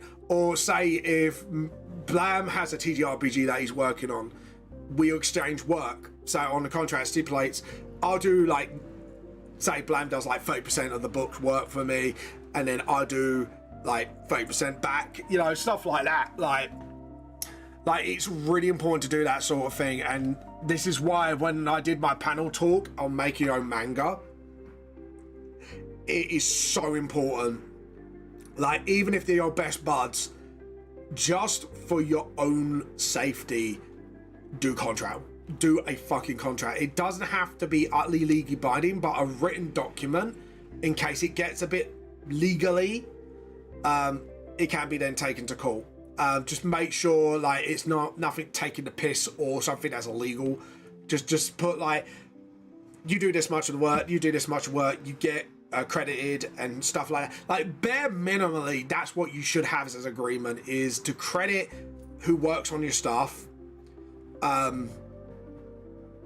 Agreement of how much work are they willing to do, so then you've got an agreement between both of you, stuff like that, you know, or what their roles are in it, so it's clear, cut and dry. But yeah, I know it sounds really horrible, but it's more to protect you and the other person. So one, I can't then turn around to Blam and go, all right, you're doing not just spell checks but the rules now, and I leave him to do like 100% of the work while I sit on my ass doing nothing, you know what I mean? And on the other way around as well is then your works are protected, and also it protects the other, you know, it protects you essentially and your copyright as well. So yeah, it's a lot more to do with just making sure, just in cases, so things don't get petty. I'd love to support you more. Add me on my Discord. Oh, thank you. Hello, Olimikan. How you been doing? Welcome on the Kick stream. But yeah, but it is like, if I have to give any advice when it comes to working with your friends, make sure you do that.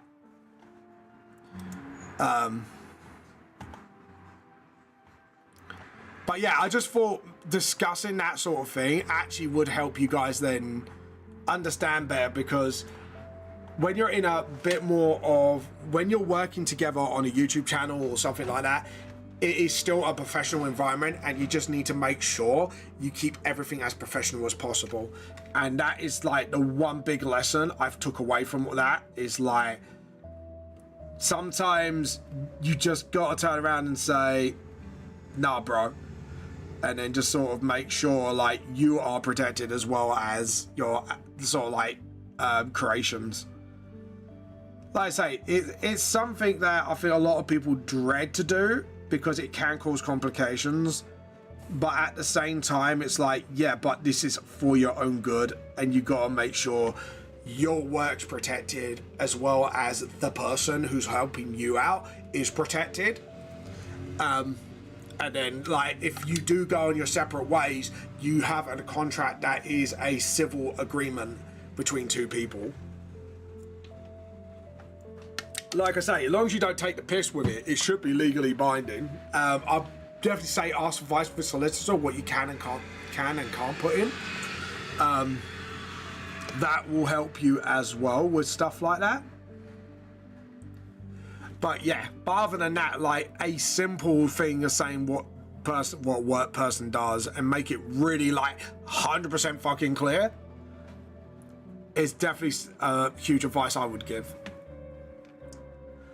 And like I say, I know it sounds really like bad and it sounds really mean, but it's not mean. You just got to see it as, you know, just in case things do go down badly, like what happened with me and these two people, at least then you've got that solid protection coming in, and then you just go, yeah, okay, cool. So yeah, anyways, on to more less depressing business. I apologize for that, but I thought you guys might be interested to sort of learn from my mistakes, essentially. And that was like one of the many mistakes I did do in the past, but I've learned and grown and matured. And this was like very early days where I trusted people too much, and it's like, and then I allowed them to take the piss, and then it kind of evolved into like, you know, one big thing, and then it just like, yeah, it started a discussion, exactly. And I think these are good things to know, because obviously, Blam, you're writing your own novel, aren't you? And I'm not sure if you're going to get help with your channels and stuff like that. But yeah, it's things like that are super important. Yeah, so it might be good for you to know as well. So yeah, then you can learn from my mistake and go, look, you can even just say, look, it's just to protect both of us, and we can then verbally agree on what we do and what we don't do and stuff like that. And then you don't step on each other's toes. 2, the roles are really clear. 3, it protects the both of you, and you go separate ways. At least then, you know, you've gone, okay, so in the event of this happening, you have no idea how much I wanted to make a joke then about spelling. Yeah, I know. But yeah, it's like I say, that whole big drama thing I had in the past when I was just starting actually taught me a lot of good lessons.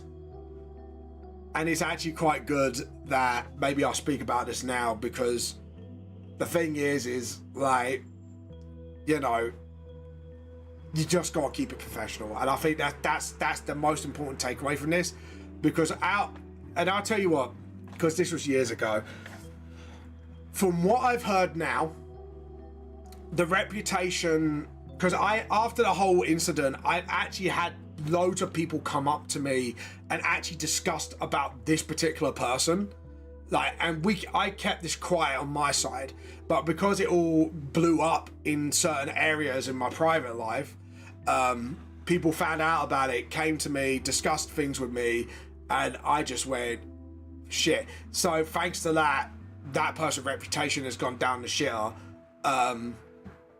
as well as another person. And yeah, like, and this is another reason why to keep things professional, because people will fucking talk, and if they get to the bottom of this, even if you keep quiet, they will dig it out somehow. Like, the internet has a very bad habit of digging out your dirty laundry, and that'll be it. You just bam, boom, you get fucked, essentially.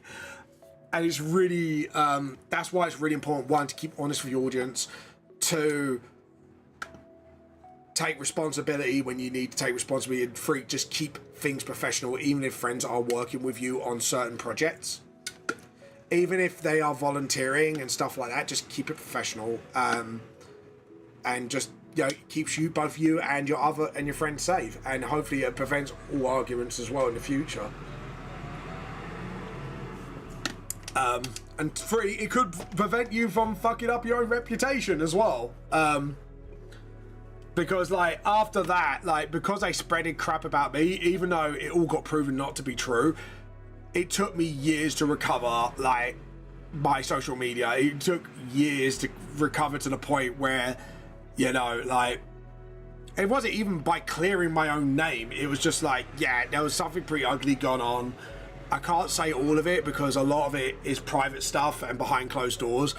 But essentially what happened was this and this and this. This resulted, and then, you know.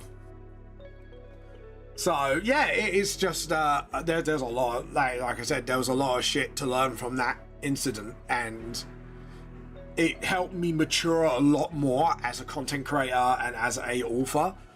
And just, like, learning basic things like knowing who to trust, how to trust them, and just, like, you know, be a lot more upfront about things, stuff like that. So, and what you can and can't say, you know. So it was a good thing, because, like, looking at how this other person treated me and how it all blew up in public, kind of then taught to me a lot of things about that sort of side of things, and it kind of really helped to sort of understand things a lot better.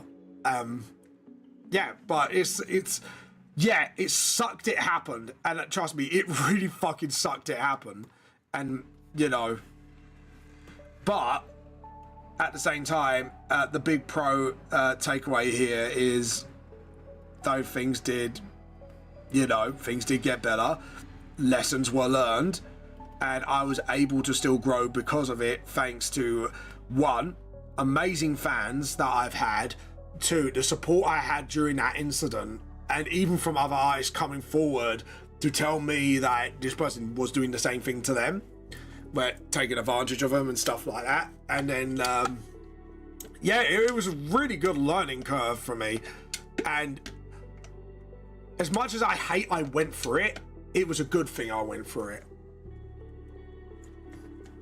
Because actually, like, with, say like Hosuke, for example, Blam, it actually taught me a lot of negotiation tactics and actually sitting there and learning and maturing as well from it as well. So it actually, if it wasn't for that, I wouldn't know to go to solicitors about things. I wouldn't know I can negotiate and have the power to turn around and go, can I have this in the contract? Can I, you know, in a way that, you know, both sides then will listen to each other and go, oh, what about this? What about that? And stuff like that. And it's actually quite fucking amazing. You know, like sometimes, and this is why I say a lot about life does need balance. Sometimes going through a bad thing, it sucks now, but it makes you learn so much about how strong you are as a person. And also it teaches you a lot of good lessons to bring into the future. You know, because everything in life is a learning point, and that's sometimes how you gotta see it is, yeah, it sucks, but you know, at least you got something out of it that can fuck's sake, positively affect you in the future. And that's the important takeaway, I guess, from what I learned from things like that, is I can actually take away something positive from it and actually, you know, learn from my mistakes and grow and move on. That's the same with a certain incident that when we had to get rid of a certain player at some point near the beginning of our campaign. Like, that was a big learning point for me as a DM and a streamer. Like, again, that was the whole, I was too naive, you know, and just, you know, let anyone hop on instead of like actually building up trust over time and, you know, learning from those mistakes, you know.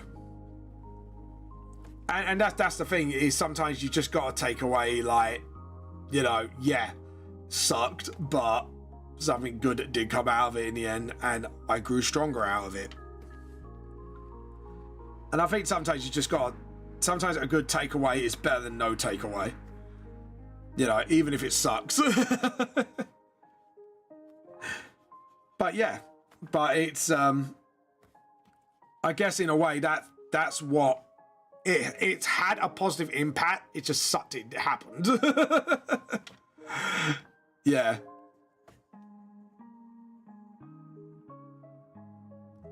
All right. If we're gonna do takeaway,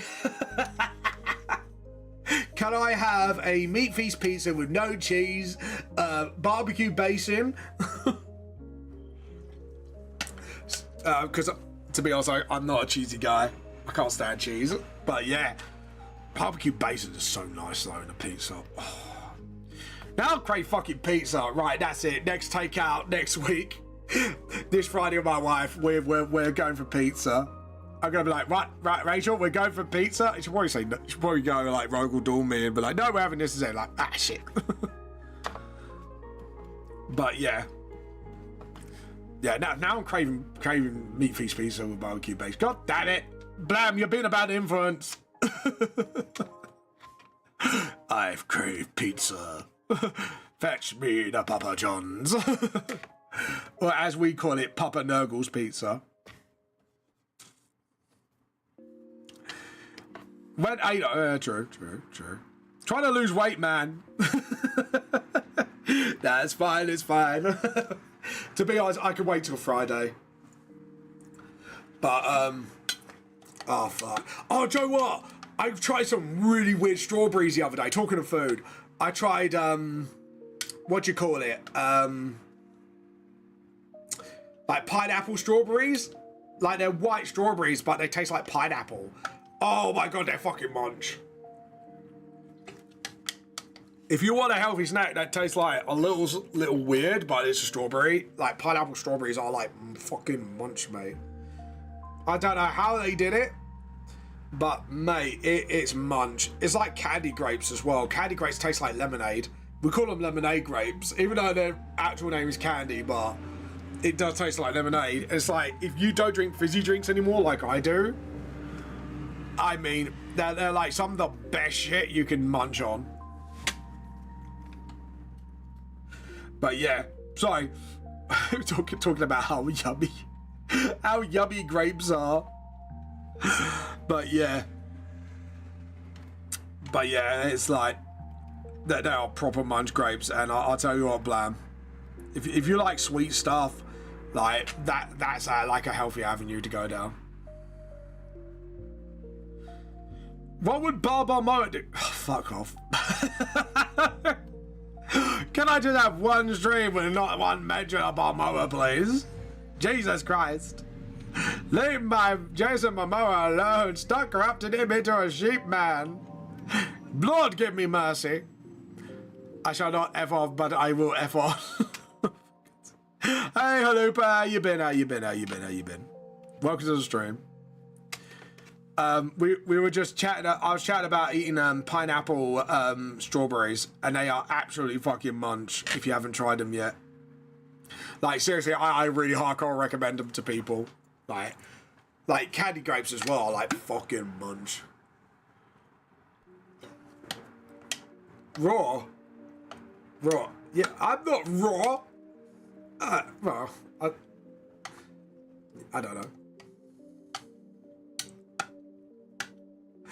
Vamp, he needs to be roasted, for fuck's sake. Can I not be roasted for once, please? So fucking rude, right? Yeah, Vamp does not need the roasting. Vamp needs... Why am I muted on here? Sorry, I'm gonna unmute myself. I just realised... Oh, right, art show and tell. Alright, guys, we need to... We need to do some art, show, and tell. Right, so we have got a new one from Moshishi. No, this one's from like Thursday stream. Okay, cool. So we're going to do some art, show, and tell now before the Clovers come on. Or just before, unless they want to come on for the art, show, and tell. So obviously we've got some last time we got some really lovely rendered art from Darkini. We got like a Naga person, which looks like Forgrim. We got some nice like almond. I think that's like an elf dude, and then you got some like Sphinx with a lady casting a spell. Then you got some lovely comic art from Moshishi here. So yeah, this is like the more recent points. We got this nice pixels. This is not my art, by the way. So this is some art from Moshishi from our current art style. As you can see, it's kind of developed a bit more. I can't wait to see this all finish. Looks kind of cool. I kind of like the whole like rustic like shading thing. Kind of like the vibe of that. And you got the next page of Moshishi's comic or web comic. This one, JP. Right, let's have a look at this. Now, this is something I want to point out. I think this will help JP in the future. If you don't want to critique, please tell me to stop now. The artwork, absolutely amazing. No doubt about that. However, the panel flow... okay, I'm going to try to illustrate a point. So you kind of start up here, but you don't know whether to go... Or here, sorry, because it's a comic. You don't know whether to go left or down. What would help with your panel flow? So you got these 3 panels. Make this one big panel. Maybe do like 5 or stick to 4 little panels. And then you do like another big panel. Or what you can do is divide it up a bit more. Make this one panel thinner. Then you can do a 5, another thin panel, and then you can do like another 2 panels here. Because the problem is with panel flow is if you cut up your panels a bit too much, you can confuse your readers. This is something I've learned from volumes 1 and 2 when I first did manga.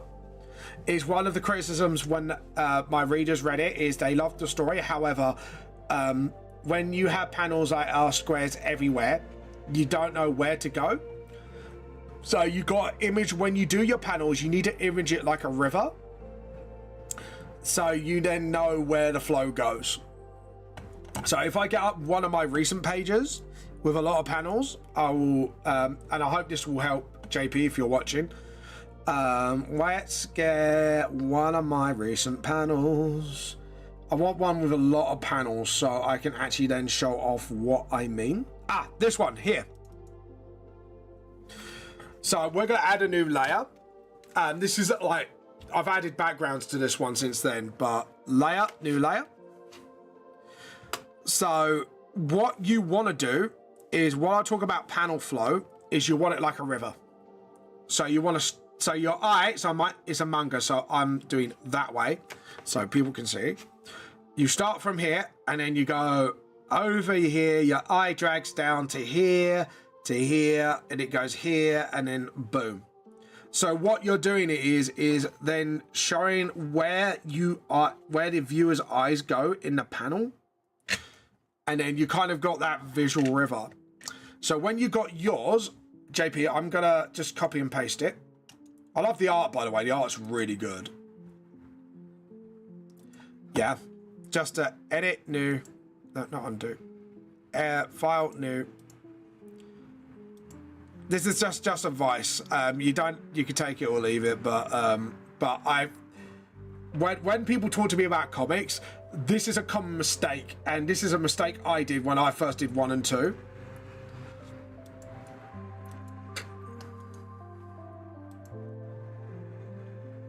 Why won't it let me paste it? Hold on. Is it because... Hold on. Let me... copy... I want to copy the image. Maybe open link first? Or copy image. Copy image. There we go. Just so you can learn about panel flow. Edit.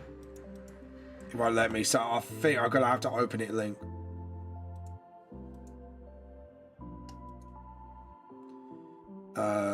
Open link. So we're going to copy here. Okay, and then we're going to go back to clip for a moment just to sort of illustrate my point.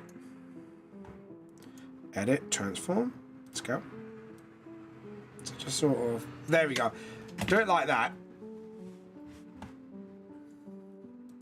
So, JP, like I say, I hope this actually helps. So, with your panel flow, so obviously yours is a comic. I'm assuming you're starting here. Yeah. Panel flow, the problem is you don't know whether to jump to there or there. So you're kind of creating multiple routes that people don't know where to go, and it can be really confusing. So what I would suggest, so you got 1, 2, 3, 4, 5, 6, 7, 8, 9, 10. So you got 10 panels. So the top panels can stay the same. Like I say, I hope this really helps. This is just tips from me. So we're going to fade this a little bit. So the way you could redo these panels is top panels can stay the same. I'm going to do like really thick lines so you can actually see what I'm doing. And we're going to make them really dark so you can actually see what I'm doing. So you could keep the top panels the same. So you could do it there. I would thin out this panel into one panel. And then you could have this panel here. And then you can have the 4 panels here. And then you could either do it one or two ways. You could have a really thin panel with the faces here and then have the blood here. Or you could take that panel to the next page and then just have that one big panel there. Now, when I take away your comic,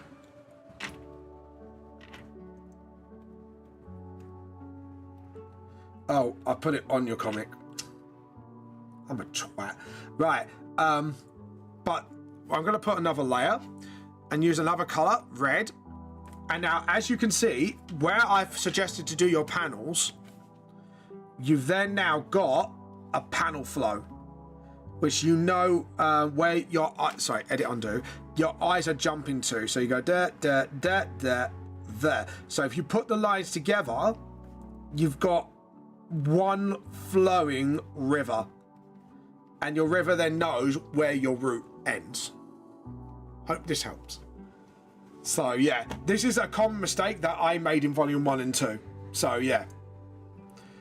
But as you can see here, panel flow, even though I need to work on my panels a little bit better to make the barriers a bit thinner so we can get more art in them.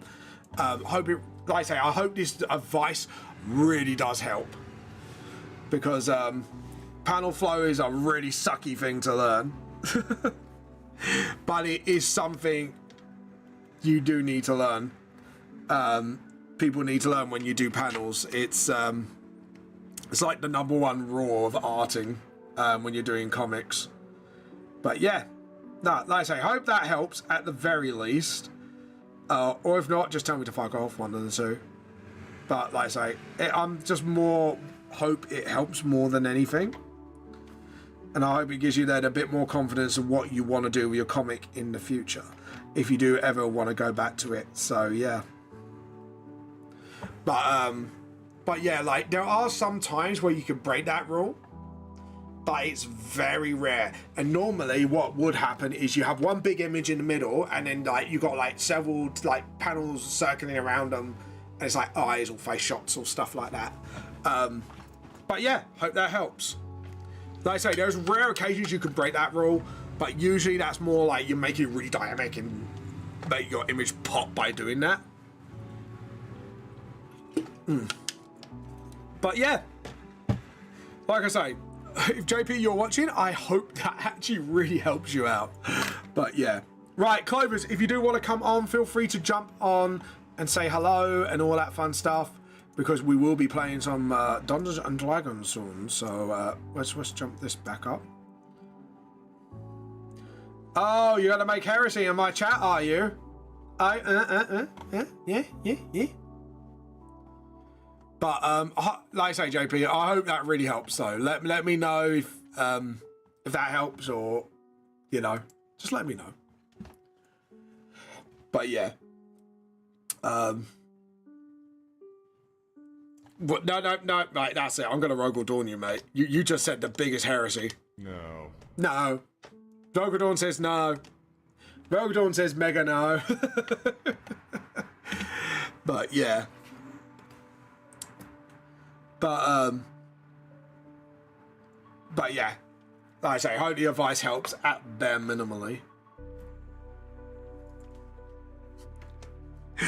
Don't make me abuse his power. No. Rogel Dawn can suck my nuts. You leave Rogel Dawn's nuts out of this. Oh god. But yeah. Layer. New layer, vector.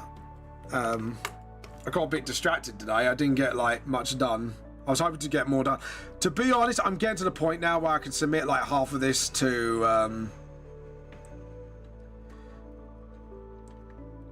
the art editor. So, and that's the fine thing. Octillery escaped. No one wants an octillery. Artillery. No one wants your octillery. Haha. And then just sort of, that's it. Oh, damn it, that circulation is not what I want. That sounded a bit wrong. There we go, a lot better. And then we do this, squared, and then 1, 2, 3, 4, 5, 6, 7, 8, 9. Drunk Misty Art. Yeah, I was actually, DP, I was actually helping you. I was talking about panel, let the roast beans roast. Dope content, definitely bring a friend next time. And thank you so much. Thank you so much, Timo, for coming on. Guys, can you please refrain from the adding on Discord messages, please, on Kick. You know, feel free to watch the content. Feel free to like and follow. That much I appreciate. But yeah, please do not spam your Discords on here, please. Thank you. There we go. Let the beans roast, Flo. I declare the Boston Tea Party. No! Not the Boston Tea Party. Yeah, I was actually talking about panel flow. Like, you literally, like, I literally, hold up. I've got your artwork. Actually, I've got it. Have I still got it, or have I shut it down? No, I shut it down. I was actually talking about panel flow and helping you to help you out with that. Because I was looking at your comic, and I was like, I don't know how to read this. Like, the art's brilliant. Hold on, I'll show it to you again, JP, since none of the clovers are on yet. So yeah, I love the artwork. The problem is, I don't know which panel to go to. Like, if I go down, if I go this way, or if I go this way, you know. What I said, you need to sort of break out your panels, because the problem is, you need to make a river. But you made, like, split-way rivers, if you get what I mean. So, which means I don't know where the flow's going. But the artwork's wonderful other than that. Because, for example, you could do these two as two, like, panels going across 1, 2, which means you go like that and then down. And then you got these 4 panels, and then you could do, like, one big panel here and then put that over on the next page and something like that. There's, like, very situational times where you can break up panels like this, but usually you have like example, a character in the middle here, and then it's like memories or other people watching the fight, you know, something dynamic. But yeah, but I had to learn this the hard way. Like volumes 1 and 2, I did the exact same thing you did, and I didn't do panel flow, which was really bad. It's like a big comic no. But yeah. But I hope at least the advice helps when it comes to comics and panel flow, because I learned that lesson. Like honestly, JP, I learned that the fucking hard way. I really did learn it the hard way, and I had to get that feedback. But yeah, but I hope that helps. Because like panel flow is really important with a comic,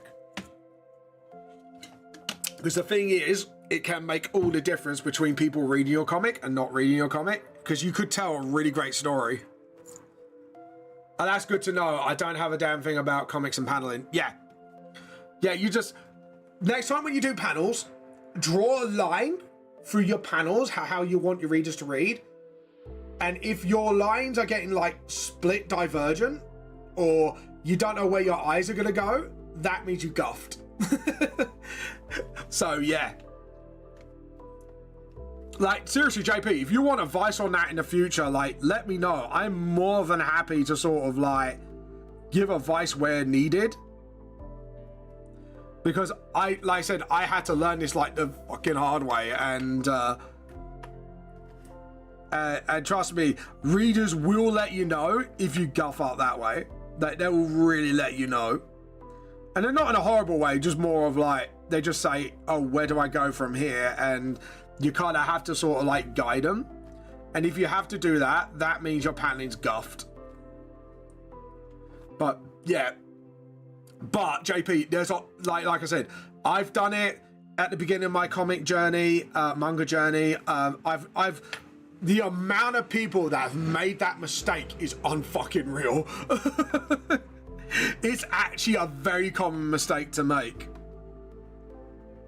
What I would do is look into comics and manga and see how their panel flow flows. Panel flow works. Also, you then learn how to break their rules. Oh, hello, Clover, you're right. Or Julie. Jules, please. Jules, sorry. Sorry, brain went a little skew with because I was in the middle of talking about panel flow. No, it's fine. Sorry, did I interrupt something? No, you didn't. My brain went a little bit, because to be honest, we got to play in a minute anyways, haven't we? So yes. So I'll stop if this. Everybody's still game. Yeah, everyone should be. I mean, I haven't heard I have anything. some heresy. I have some cookies. I let you off forgot 'cause to of cookies. put mustard back in the fridge, so I'll be right back. Nah, that's fine. That's gonna sound really weird, me being like, I have cookies, I have coffee, and then I'm like, I need to put the mustard back in the fridge. You didn't put the mustard in the cookies, did you? That No. would be the ultimate heresy. No. Oh god. That's from lunch. That's what. Oh god. The mustard. Okay, I can chat. It's fine. You can calm down. The mustard is still from lunch. Could you imagine I'll it be being right like back. cool berserkers but with mustard? Mustard for the cookies, cookies for the mustard god. Oh fuck. And she said, "Oh fuck" as well. Oh god, cookies and mustard for lunch. Uh oh. JP don't sound all too pleased about that. Right, so as we get ready, anyways, JP, actually, while you're still here, Not the cookies. There weren't cookies and mustard for lunch. I had some sausages. I love mustard, but my god, I think we tried to chat. If chat listened properly. I know. Oh, this is the internet club. You know, context is out. It's so out. It's so 2000s. But I think that's the new Chaos God now. The Chaos God of mustard. Mustard for the cookies. Mustard for the mustard god. Cookies for the dipping. I actually went out earlier. I am listening maliciously. Fair. I mean, granted, I don't think I can embarrass myself more than I did during the bear clip. Oh god, that was funny. That is on the internet. That will be on the internet for a while. Oh, that was beautiful. It was just the randomness of it. It's like, I was talking about Mordscape 3 and going, I want to fuck a bear. And I stand by that. I am very, very gay for Halson. Jesus. Do you know what? Halson tried to hit on me on my run through. Oh. I sound. You did that the worst It feels time. weird calling myself gay for Halson. Yeah, it's fine. I forgot about my sound. I am so sorry. That was so. It was the timing was brilliant. We were talking about bears and Baldur's Gate 3, and you jumped in with only sound. Hey, just don't worry. I would fuck Halson too. Halson is... I love him. Yeah, you're gay for him. You just stated that. Yes. Aren't we all a little gay for Halson? And then I was like, I don't think I've outed myself on this stream, but hi. Hi, everyone. Welcome to the stream where we talk about bear daddies and Jason Barmoa's. Yeah. Yeah, but at least the bear daddy makes more sense compared to a half human, half sheep hybrid. Yeah, well, that was Chat who did that. I don't claim any responsibility for that one. That was all. Just. That was all Chat's doing. Oh, hi Zell, talking about walking in at the bad time. I didn't even notice someone else joined. Oh god. Anyways, we all know that was you, Van. It wasn't that. no, all that was Chat. I will not be blamed for it. Yeah, I will not be, because I turned around and I said, if I was gay, I wouldn't say no to Jason Momoa. You guys came up with the sheep man. You guys came up with the shipping. I will not be blamed for this. I will not be blamed for this Barmoa. That was all Chat. Nah, Chat just knows what you like, Van. That just Chat likes to corrupt things into worse things, and no. It's fun. Like, let's be honest. Anything on the internet that gets popular gets really bad really fast. Vamp, we know who you are. I know we need to roast you today, but let's simply, you talk and it gets even a better effect. Who are you guys? Are they in the room? Are they? Yeah. Yeah, exactly. Like, let's be honest. Barmo wasn't my thing. That was the chat to do that to torture me. Because it's on to torture you. I love you too, baby. Ew. Anyways, guys, we'll be right back. Please stick around. We'll have like a little 10-15 minute break, and then we'll be back with some Dungeons and Dragons.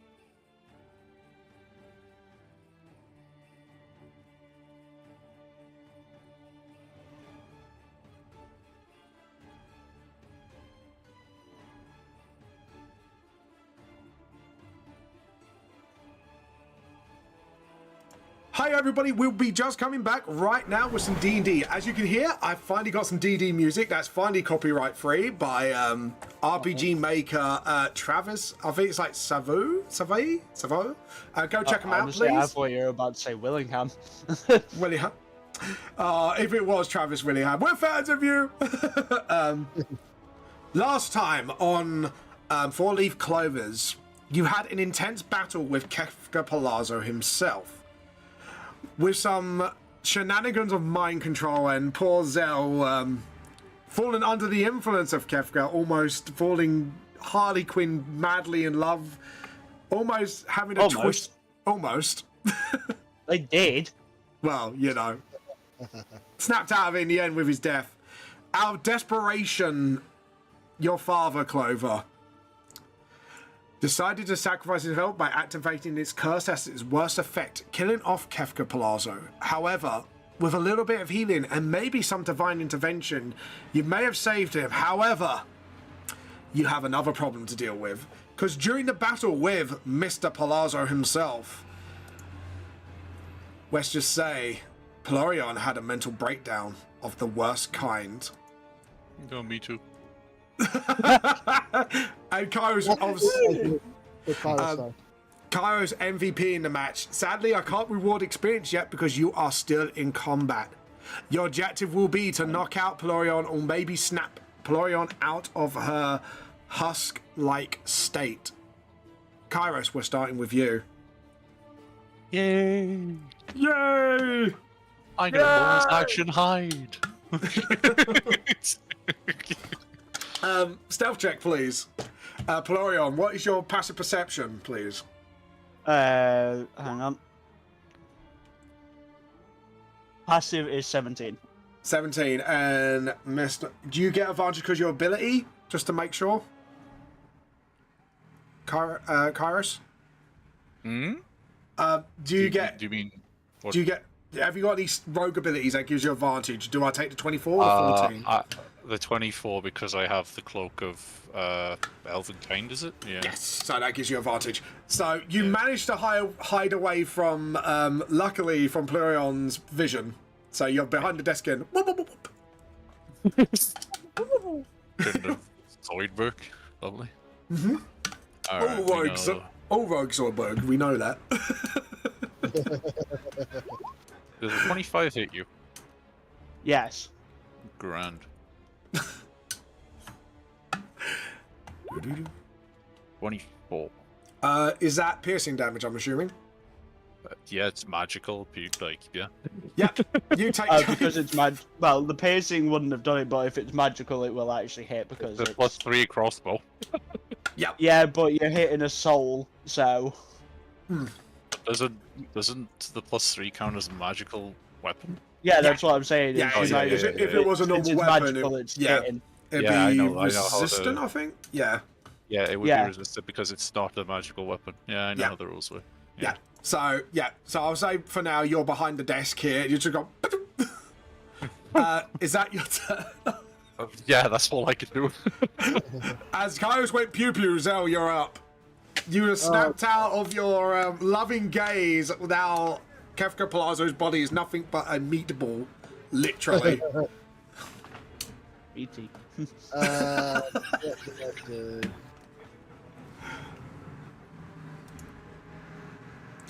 What will you do? What you gotta do? Piss and giggles, I Try should to have turned around and survive. still... I sure saw Zell still. What? Kill Zell? Yeah. Zell looks at the meatball. Mr. Palazzo, how do you know? That would be so funny for the bit. Do I have to? No, should we do that? Do a roll on? To see if No, it's no. The spell effects have ended. You definitely snapped out of it. We're not getting another natural one. As much my morbid No, let curiosity. him. Let Zell. I want to see what will happen now. Pi, let's put this to a vote. Do you want to see what happens? Yes. Yeah, because of how bad the rolls were, it makes sense. One more wisdom save, please. You will snap out of it either way. 11. Oh, you're fine because he's dead at DC's Oh my low. god. DC was pretty low. Still rolls relatively low. Yep. Yeah. So, you're fine. I'm going to cast at 2nd level Yep.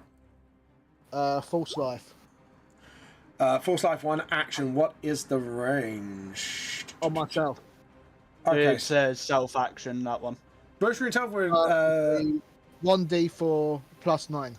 oh, temporary hit points. Go ahead. What are you casting this at? The actual level or At 2nd level, I said. at second level? Okay, cool. Just to make sure. 1d4 plus 9.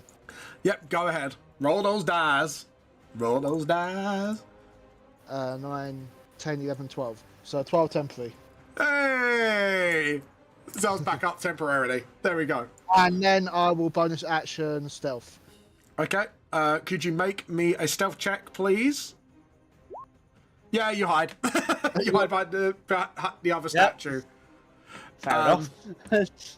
I guess it's Polorian's turn, and Kairos, you've attacked, so you're in sight, and Clover's in sight. Because of the arrow that went for her, hang on, I've got to get up the information I sent to you. Yup. Because we have made some alterations just to make sure, but yeah. It's more, I just cannot be asked to go through my Google Docs. Yeah. So she's gonna soul leech against Kairos. Okay, so what's that involved, please? Roll a religion check, Kairos. Religion check. It's a 19. Does that pass? Okay, hang on. I've got to remember how I did it. It'd be whatever your monk DC is, I believe. I remember I sent it to you and just try to remember if they take half damage. Let me have a read. No, it's still half damage. Yeah, so you half the damage. So I have to roll the damage now. Yep.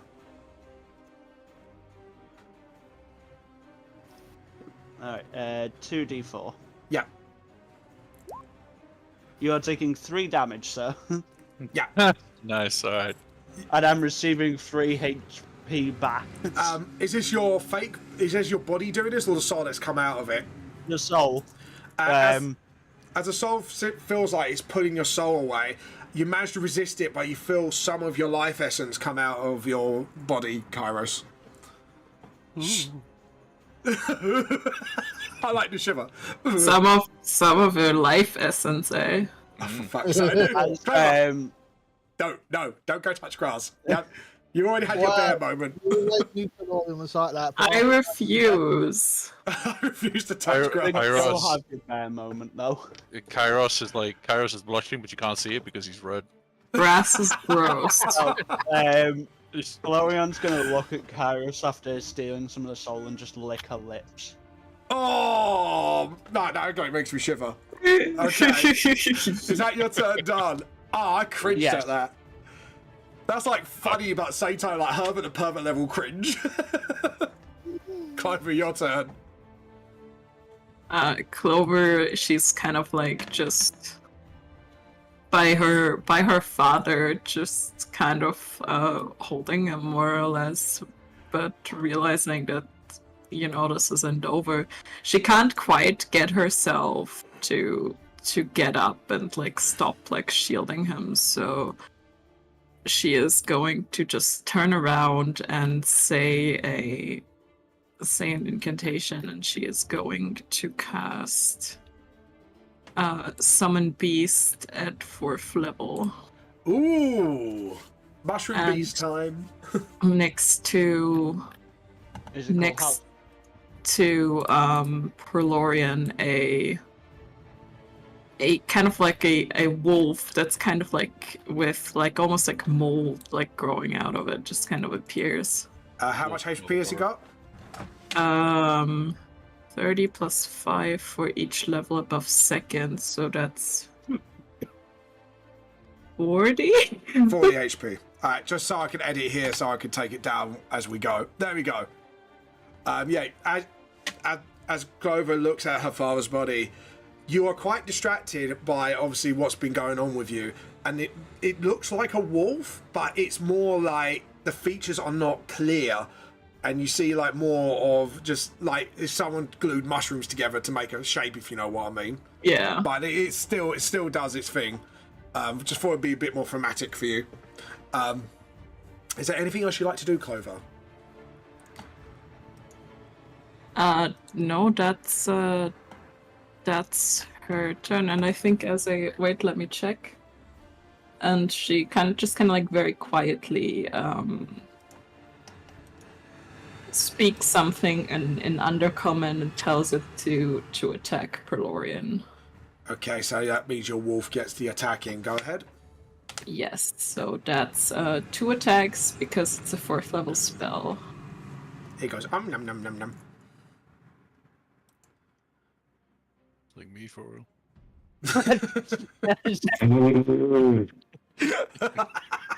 Fuck's sake. It's not me for real, for real. So It's like 14 and a forward. 23. I'm gonna assume the 14 misses. Yes. But the 23 hits. Yes. Who'd have guessed? So I've seen armor class go way high. Some people made some broken ass builds. and if I don't lose my fucking spell now. How much nibble damage does it do? D8 plus 4 plus 4, so it's 1d8 plus 8. And the type of damage is piercing and necrotic, I'm guessing? It's just piercing. Okay, so you take 15 points of piercing damage. Okay. I need to mark these on my sheet. Yeah. How much was the first one again? The The it was first 24, wasn't it? Yeah. Mine against you, was it? Yeah. Yeah, mine was 25. Well, yeah, 24, sorry, yeah. Okay. But you healed 3. Yeah. So I'm currently at 9 temporary hit points. Okay, cool. Next up. Fawn lays unconscious on the pillar. You don't know whether you're in time or not. All you know. Thank you, Auntie, whoever laughed like a cackling hag. But you do see what seems to be glowing around his body, like a holy aura. Maybe it was Clover's doing. Maybe there's another thing going on. But all you know is for now, Fawn might be safe. Kairos, top the round. We know the drill. Boom! Stealth check, motherfucker. Oh, I think You that missed doesn't... that one. Yeah. Yeah, I missed that one. I rolled a 1 and a 2.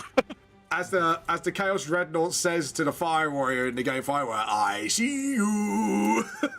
Alright, well, that don't fucking work. So I'm still going to attack just without advantage. Yep. I still get the sneak attack because the wolf is next to him, though. Yeah, the ally. Yep. Like, next to her, sorry, my bad. Yep. Does a 15 hit? No? No. Fuck! What's your AC? 16. Oh, I'm one off. Then no, I was also gonna do a feline agility anyway. Oh, fair. Well, Zell, you're up. Yeah.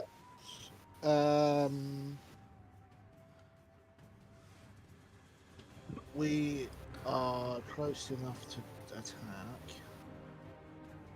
with our psychic blades, I believe. Yeah. So you're gonna psychic blade it. Yeah. These. Would have been hilarious if you fucking lightning bolted. I've not done more than I used to 2 level. Yeah, I know. Just fucking blast Clover. Fucking raising that. I'm sorry. What was that? Go on. I get don't like it's a sneak attacking. Yeah. Because you're already hidden from last turn, so you can attack. You get your sneak attack. And another opponent next to them. Yep. I think that hits a little. Just Just a bit. Just a smidge. It's not that high, right, Clover? That's gonna be Over. 10 I mean, if it was a perception check, you know. plus I do the sneak attack damage of 3d6. Go on. So that's 16. 16 damage altogether. Yep, and then I'll do another. It'd be normal attack then, won't it? Not advantage. Or second. Yeah, because you kind of Yeah. offhand it because you're invisible. You're visible now, but you won't. Have you got dual wielder? Yeah. Yeah. All right. Cool. So it means you get your. Yeah. Oh, I I think. mean, the way it works anyway, even without dual wielding. Okay. The way the Fair cycle enough. goes. Just Is that wanted to to make attack sure. again? Yeah. 27. Freeline agility dodge. Oh, hang on. So you need to roll something, don't you, to see if you can add it Yeah, up? acrobatics. Ah, fuck. Never mind. Nope. Yeah, that's definitely gonna hit. And that's an extra 8. 8 points of damage. Yep, and then I'm gonna bonus action stealth. Okay, make me a stealth roll, please. Ooh! Yeah, you're definitely Hey yo, high. not even I fucking see a number next time. Hey, yo, where did this man go? Yeah. Where's that Harley Quinn motherfucker gone? Where'd this woman go? She was just here. Is that your turn done? Yes. Florian, your go. She's gonna fly over to where she was aware of them, so about here. Yeah, because Kairos is not hidden, I so. can't seem to move my character still. Yep. And both of you need to anyone that's in 10-foot radius needs to do a wisdom check. Oh, Which is god damn it, man! Why, Zell? Fuck! A wisdom check or a wisdom saving throw? He rolled higher than Saving. a 1! I'm just waiting for Kairos to fail it. Oh my god. Ah, You what had happens? to fix it, didn't you? Hey, what Clover is happens? higher than a 1. Wait. I will use Chronal Shift so that he can re-roll it. There you go. Do I the bet it time. rolls pro 1. How much you want to fucking... You want to fucking bet, dude? I'll Ooh, try- that's better, 50. You failed. Okay, well. You still managed to fail. Okay, well. Still higher. Anyways, Oh go yeah, on. it's still higher, don't get me wrong. Okay, now I need to roll the damage, hang on. Which, if I remember, I'd say as 3d10, wasn't it? Let me double check, 'cause I think it might... It's not on the thing, I may have forgot to put it on there. Right. Yeah. Let me have a read. Which ability is this? The Soul Screech. Screech. Yeah. Saving throw on the Screech. There's take half damage. Life as a person. Yeah, Yeah. I forgot to put Next, a stat. edit that and I put that forgot to on, put a thing. um, Yeah, hang on. 3d10. There we are. There you go. Right. May have forgot to add that on after. Yeah. Okay, so Zell takes half of that, so 12, and 23 on Kairos. You downed? No, so 12 that would be. 12, Yeah. yeah. Okay. So I take 23, yeah? Yeah. Yep. Nice. I'm a 15 HP. I lost all my temporary hit points from that. Yay. Is that your turn done? She is also then just going to cat scratch at Kairos. So this will be a key point for Flurry? No, this is a normal, just unarmed strike. Okay, cool. I think a 28 hits. Yeah, it's... Okay, and then damage. I'm dead. Kairos, you are KO'd. As, you Alright. punch, Yeah, you're down. as he boops you on the nose with the power of Soul Punch. You got, yeah? She, you Pelarion, said he. sorry. My bad. Pelarion punches you in the face in a soul form. You stumble back and you fall to the ground KO'd. You just got knocked out by a ghost. Is that your turn done now? Mm-hmm. Clover, you're up. Who got knocked out by a ghost? Kairos. Kairos. Okay, Clover will very He has balls. reluctantly take a couple steps forward. It's almost like she's having a hard time just kind of being present at all. Yep, that's understandable. And she will again mutter something and will use her second 5th level spell slot on another mass cure wounds, which should, in theory, hit everybody. All right then. Get your let's get your heals on then. So everybody heals 15. Oh, thanks for that. Not you. She No, doesn't the target- husk is still part of it. No, actually, you could No, designate I'm actually targets for putting that mass. on the. Yeah, I'm putting that on the husk anyway. Yeah. I've got 2 different sheets up, and it's just going on the husks one. Oh, because the husk is No, not no, doing it's got it. anything, so it's not Yeah, hostile. the Right, husk I is got just what you're there. saying. Yeah. Yeah, it's Husk just is- so I've got the information on the sheet of how much they'll need. And she'll again just kind of yeah. say in this like very like quiet monotone in undercommon to knock out Valorian, and she'll just return to Thorn. Okay. Next up. So Are you my doing wolf something else? goes after me. Yeah. So go do your wolf. So the wolf's just gonna move up to Perlorian, Yeah. and is she's within reach, Yeah, Yeah. just about. Yeah. or is she flying up? No, she's No, not I'm flying still up. in proximity. Okay, 'cause then last movement, she booped Kairos on the nose, essentially. yeah. Yep. Naughty. There we go. I'm trying to think. Is Kairos? Well, I'm up now because you healed me for 15 health. Yeah, You kind of woke up and went, and you feel but your I nose don't just know like- if that's enough. Let me check. Kairos isn't incapacitated, right? No, he just fell backwards. Prone. Yeah, because the wolf has pack tactics regardless. Yeah. Huzzah for pat tactics.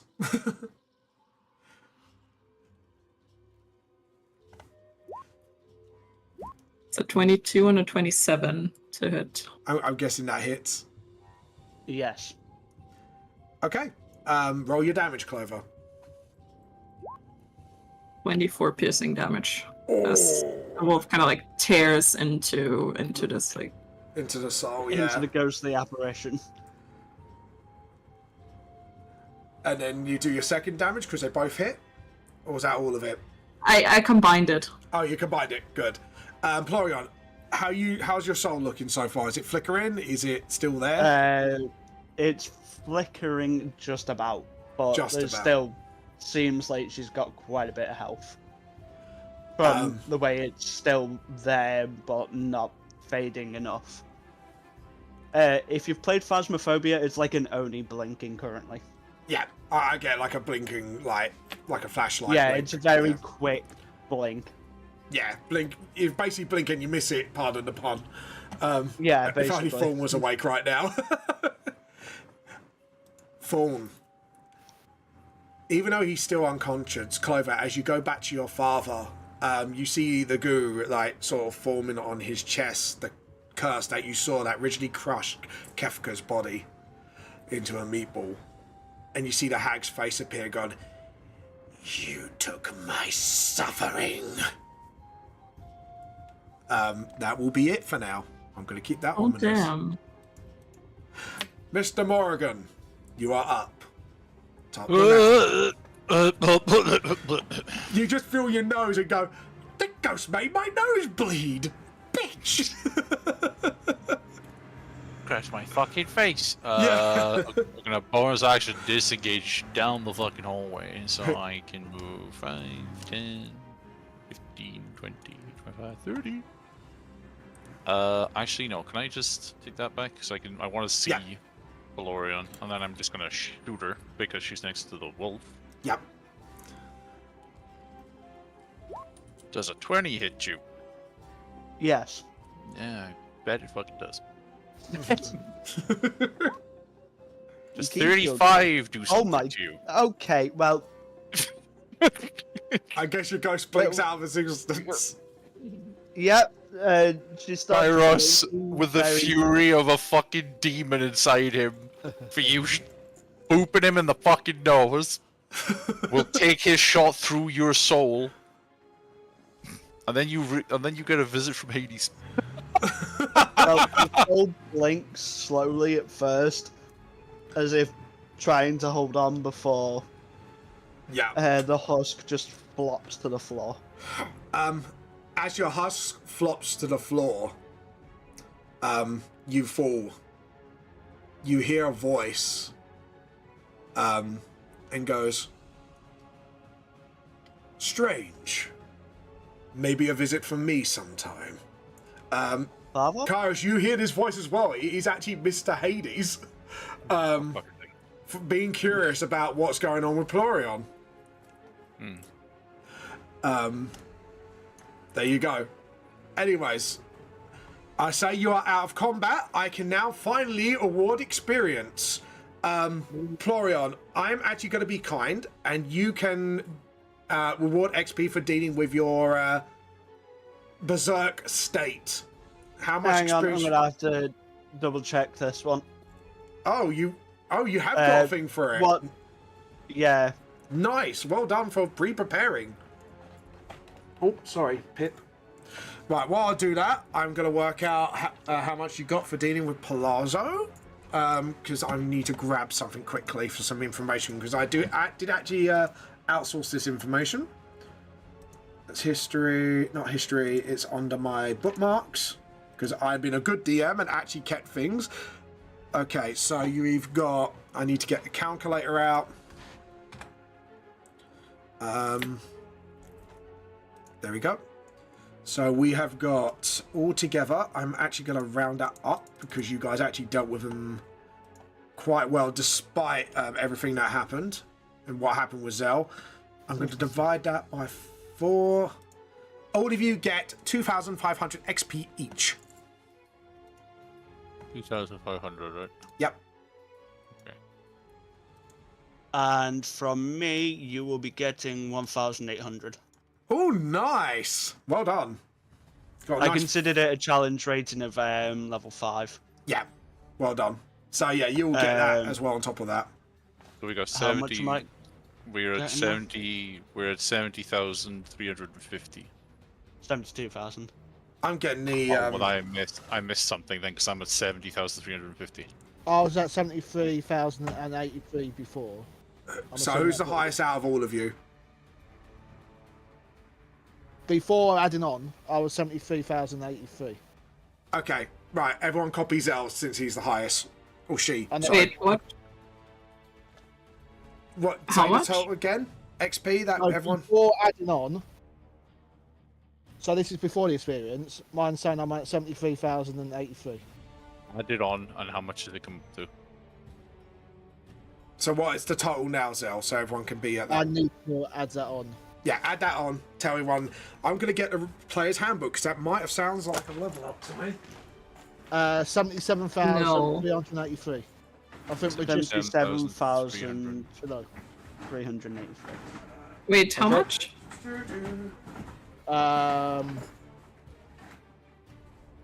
You just said 77,883, right? 77,383. Okay. Okay. That'll be Also, fucking that's not a level up then. Yeah, we are fucking miles from a level up. Yeah. 8k. We're 8k XP away from level up. I'm just grabbing some books. He doesn't know, he doesn't hear us. Yeah, No, no, hold yeah. on, hold on. Let's wait for the moment he gives us the level up, but we don't tell him that we're actually quite far away from the level up. I mean, he wants to Right, look it up if we get a level up, though. So, I'm just opening the player's handbook now. What What We leveled experience you at? Oh, you did level up. 17,383. Everyone. No, we didn't level up. Oh, you didn't. Sorry. No. Can you repeat the title again? 77,308. Yeah, you're We not need leveled up 85 yet. page to reach the next level. Yeah, just got the Yeah, book we need- out. We need 85. We need 85,000 to level up, and we're like 8k off. Okay, awesome. That's not too far off yet, so No. that's good. Okay. As silence hits the room, you may hear footsteps coming in. Callahan enters your mind and goes, "Now this might be the time to leave." Thorn is still unconscious. What will you do? And Polarian is. And Polaria, Come on! Who's taking who? Yeah. Clover can turn into something. A horse. a Bulgarian. Yeah, Clover can either turn into a draft horse or a, I don't know, yeah, a draft horse or an elk. Horse. I mean, anything to put on 2 bodies. Yeah. So, as Clover picks Thorn's body up, you turn into a horse, having the body limped over your back. I'm guessing you're starting charging. Yeah. How far the horse can move? I'm gonna change back to the. That was a sentence. Yeah, I was trying How to. fast horse move? How fast How can fast horse go? How fast horse go? 40 I'll- feet. I'll 40 pick up feet. I'll pick up Polorian as well and put her Yeah. on my shoulder. Oh, she could change into an elk, and elk is 50 feet. Yep.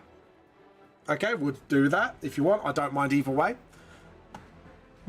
As you zoom out, are you going to take the direct route or are you going to take the indirect route? I mean, technically speaking, the fucking fireball might be gone now that he's gone. The fucking. You could do that. I mean, what do we? Oh, we gotta make a decision quickly because obviously nothing's going to plan and everything's just falling apart. Well, Clover is already like. Clover's gone. Both of them went. No, but like Clover can't really Concentrate. take part in the discussion, so she's like waiting for where everybody else is going right now. Okie dokie. Well, we're not going through the front door. We're going the back way. Let's head down to where I found the circle. Yeah. Yeah, you're used to the back way, aren't you? Okay. Depends on the time of day. Also, you're knocked out, so shut up. Right. Everyone, quickly make me athletics or acrobatics. Your choice. You are bolting for it right now. I don't think the unconscious people can do that. No, No, of course fucking not. 25. Kaios with a grace. Okay. So, yeah, I would say with your elk strength, Kaios just zooms ahead, leading the path, leading the pack in front of you, opening the door, taking a quick look round. Luckily, the fireball is now ashes on the floor, and the circle is about to lose its power. You hurry everyone along. You run into the room. And as you just got into the room, Clover, you look behind you. You just see the feet of Duladan. Luckily, you made your escape just in time for no one to see what happened. You go into the pool. You go into the second pool. And you make it out just outside the temple. The guards are missing. You almost hear the sounds of the town bell ringing. You are now at the entrance. What do you do next? Clover immediately dashes for the exit and dashes towards Which would that be here. lost temple. Yeah. Sorry, guys- I just realised Van Plant do thing. It just sounded like the EastEnders theme. Oh, for fuck's sake. I'm sorry, it was just there. There's It more was- British people in here that know what the fuck he said is. Plarion. Yeah. Plarion. I'm not Yeah. angry, I'm disappointed. Don't worry, so's my father. I'm just gonna fucking I'm just gonna accidentally drop her on our fucking escape. Yeah. just for making that joke alone, like, nope! Pyro, so you're okay, so where's the exit to Israel? Clovis just fucking yeeted. Fucking, oh, Jesus Christ. That way.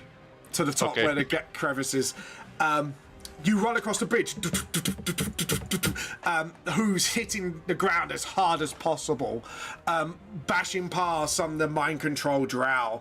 Almost they losing concentration for a second because of the shock of the scene that probably what Dunadan has seen. Luckily for you guys, looks like the hive mind is in disarray right now, distracted by the scene in the temple from the main host. This will be your chance to escape now. Could I have another acrobatics or athletics check, please? Nice. Nope. Oh, Jesus! Oh! Clover, as you run across, you and Thorn both fall into the river and you start moving downwards almost quickly. Does anyone want to do something to help? I'll give Pelorion to Zell. Yeah. Yeah. And I literally jump in to try and grab them. Grabbing them is Do we have one... any... Okay, do we have rope? I should have said that. Yeah, you should have open your The bag. Blorian does. I don't... does... Pelorion's not fucking awake to tell me! Okay. Zell, do you have rope? Yeah. Okay, I'm gonna grab rope off Zell and I'm gonna tie it into like a fucking lasso and I'm gonna literally lasso the elk. Yeah, you put the lasso around the elk and you throw the rope. Could you make me an athletics check, please? It's just swimming against the current. Disadvantage. With disadvantage, yeah? Yeah. Okay, well, I'll roll again. I'll roll again because that's gonna be the lowest roll, I bet. No, it's not. It's gonna be a 4. Luckily, That'll be the lowest. you just came in. You throw it. Zell, could you make a dexterity saving throw, please? Since Kai's messed up his aim swimming against current. Luckily, despite Kyra's misaiming, you grab as you run with Plorion over your shoulder, and you just bolt it as you pull the rope behind you. Clover and Kairos, I'm gonna say one of you, can you do an athletics check with advantage to kick against the water? Do you want to do it because an elk has more strength than I do? Yeah, sure.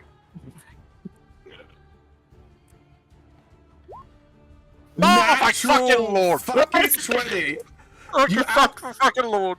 You outpaced Zell's dexterity, but luckily with the speed of Zell's running and the strength of your elk legs, with Thorn behind your back, luckily not falling off, with Kyrus's help, you managed to sort of jump onto the sort of edge of it quickly and push yourselves up, pulling Kyrus luckily out the wall with you as you grab the elk by the rump, and you just bolt it out. I've seen this before! Does this remind you of anything, Mr. Morrigan? Deja vu! As you all run out of this city entrance, we're going to go back to the world map now. So where is the world map for the Underdark? World maps. There we go. We're going to carry you back to the Underdark. You guys reach the entrance. Do you want to take a moment to rest, or are you just going to keep going?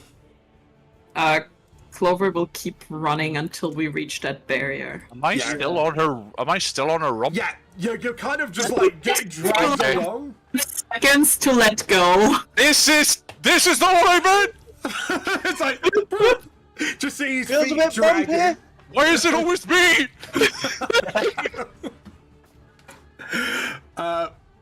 In desperate times called desperate situation. I believe it is half a day's journey last time you did this, didn't you? From the temple to the home. No, it's Yeah. quite near.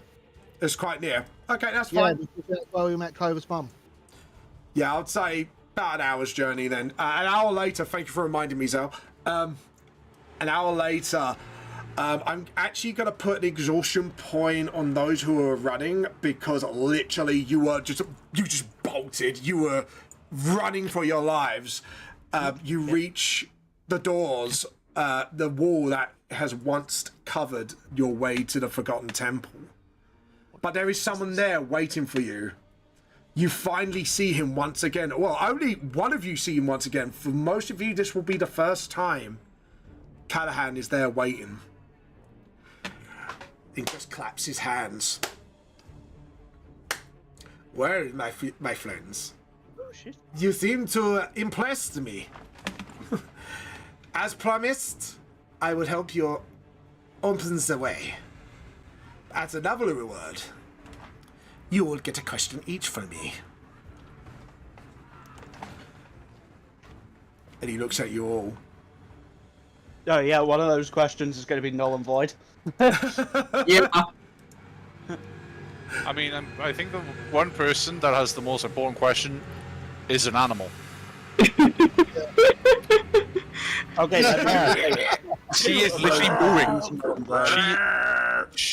She's literally mooing.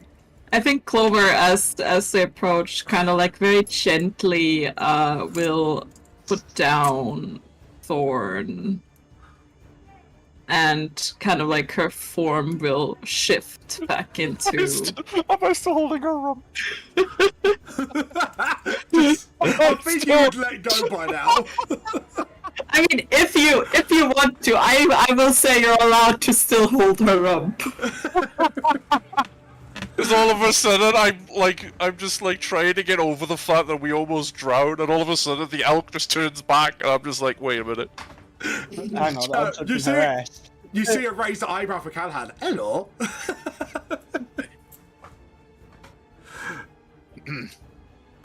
Yeah. This was not my intention. She was an elk just now, I swear. That's what they all say. You all saw the elk, though.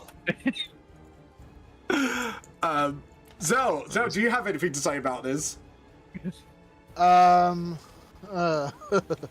Yeah, awkward. Exhausted from fucking Barrier Valorion. I've been around it long enough. Okay. Callahan waits patiently for your questions. Clover will take some time to throw a healing word at Okay. at Trelorian. I think Trelorian is down, right? Yeah. I'm not down, I'm knocked out. Yeah. Oh, knocked out. Because luckily, Okay. One of you did say, I think, non-lethally. Yeah, okay. Oh, we're supposed to knock her out? Fine. Yeah.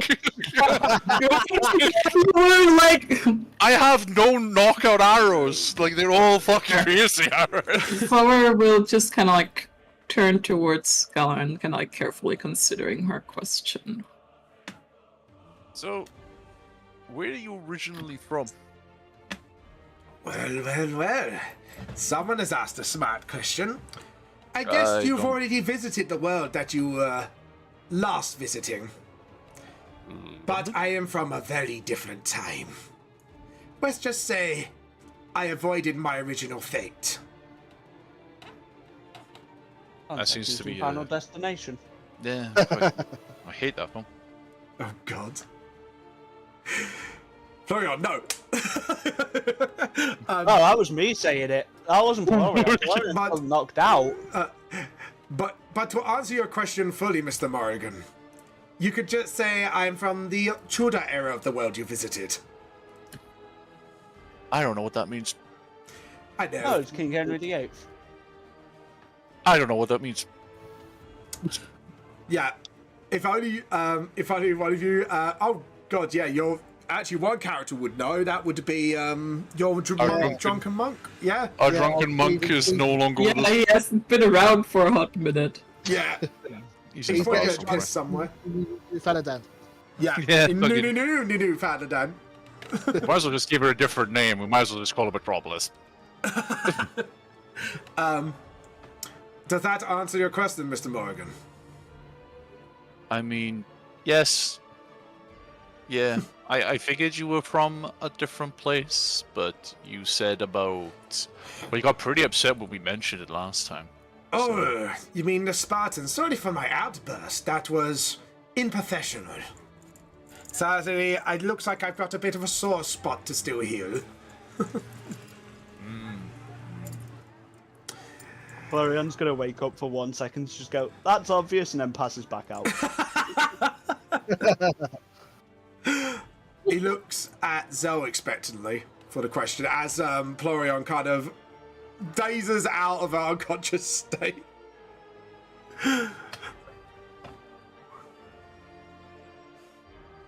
I'm trying to think of one. That's fine. Do you want to let Clover take over while you're waiting? Yeah, if Clover's got hers ready. I don't know if I'm wasting it, but I think I have one, unless there's an obvious one I'm missing. No, go ahead. Ask it. This is your question. Gowet takes quite a moment to consider and then just looks at him and says, "You believe that what you're doing is the right way to help the world to make peace. And I believe there was an event that led you to that belief. What was it?" He sighs. Well, I do like to answer my questions honestly, as much as I don't want to answer them. I'm a lot older than what people believe I am. No. You could say I'm from an ancient time. No, really? Never would No. Where...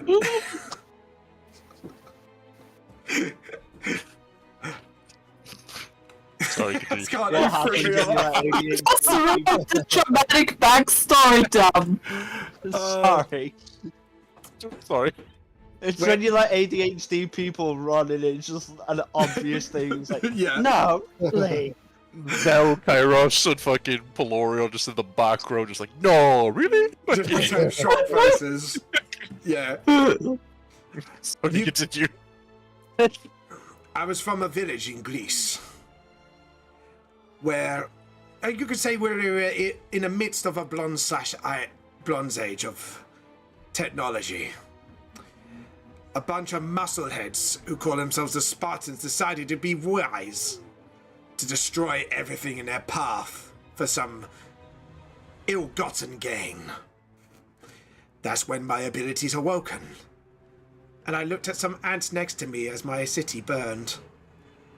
And I realized how much they work in unison for the greater good of their own. That's when I decided the world needed a change of mentality. And then when I stepped out of my own time and into the time you were in, I realized I was right all along. And what if I did it on a more grander scale? Maybe everybody would be happier. Does that answer your question? Yes. Would you like to make an insight? Do you believe him? Yes, I would like to incite that. I'm sorry, did you say writer or whiter? I thought that Right. too. No. Okay, okay. I'm glad. Because we just went down a really bad rabbit hole. No, which is, no. Which is considered... Okay. No. Fine, yeah. You see a bunch of No, marching but when you're elves, yeah. saying stuff in an accent and you're like, not, you don't with a- emphasize the right letters, it comes. Yeah, all of a across. sudden he like starts growing like a tiny little mustache. It's kind of weird.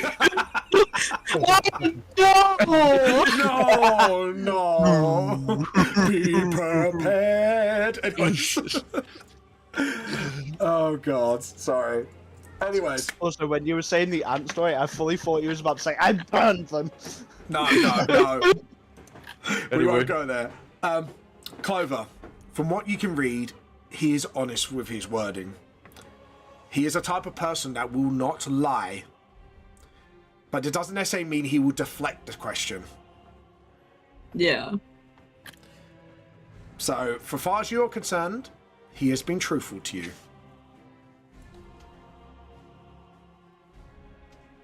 Okay. We asked him about like, did he make that thing that they brought to Newfoundland, the Greek yogurt?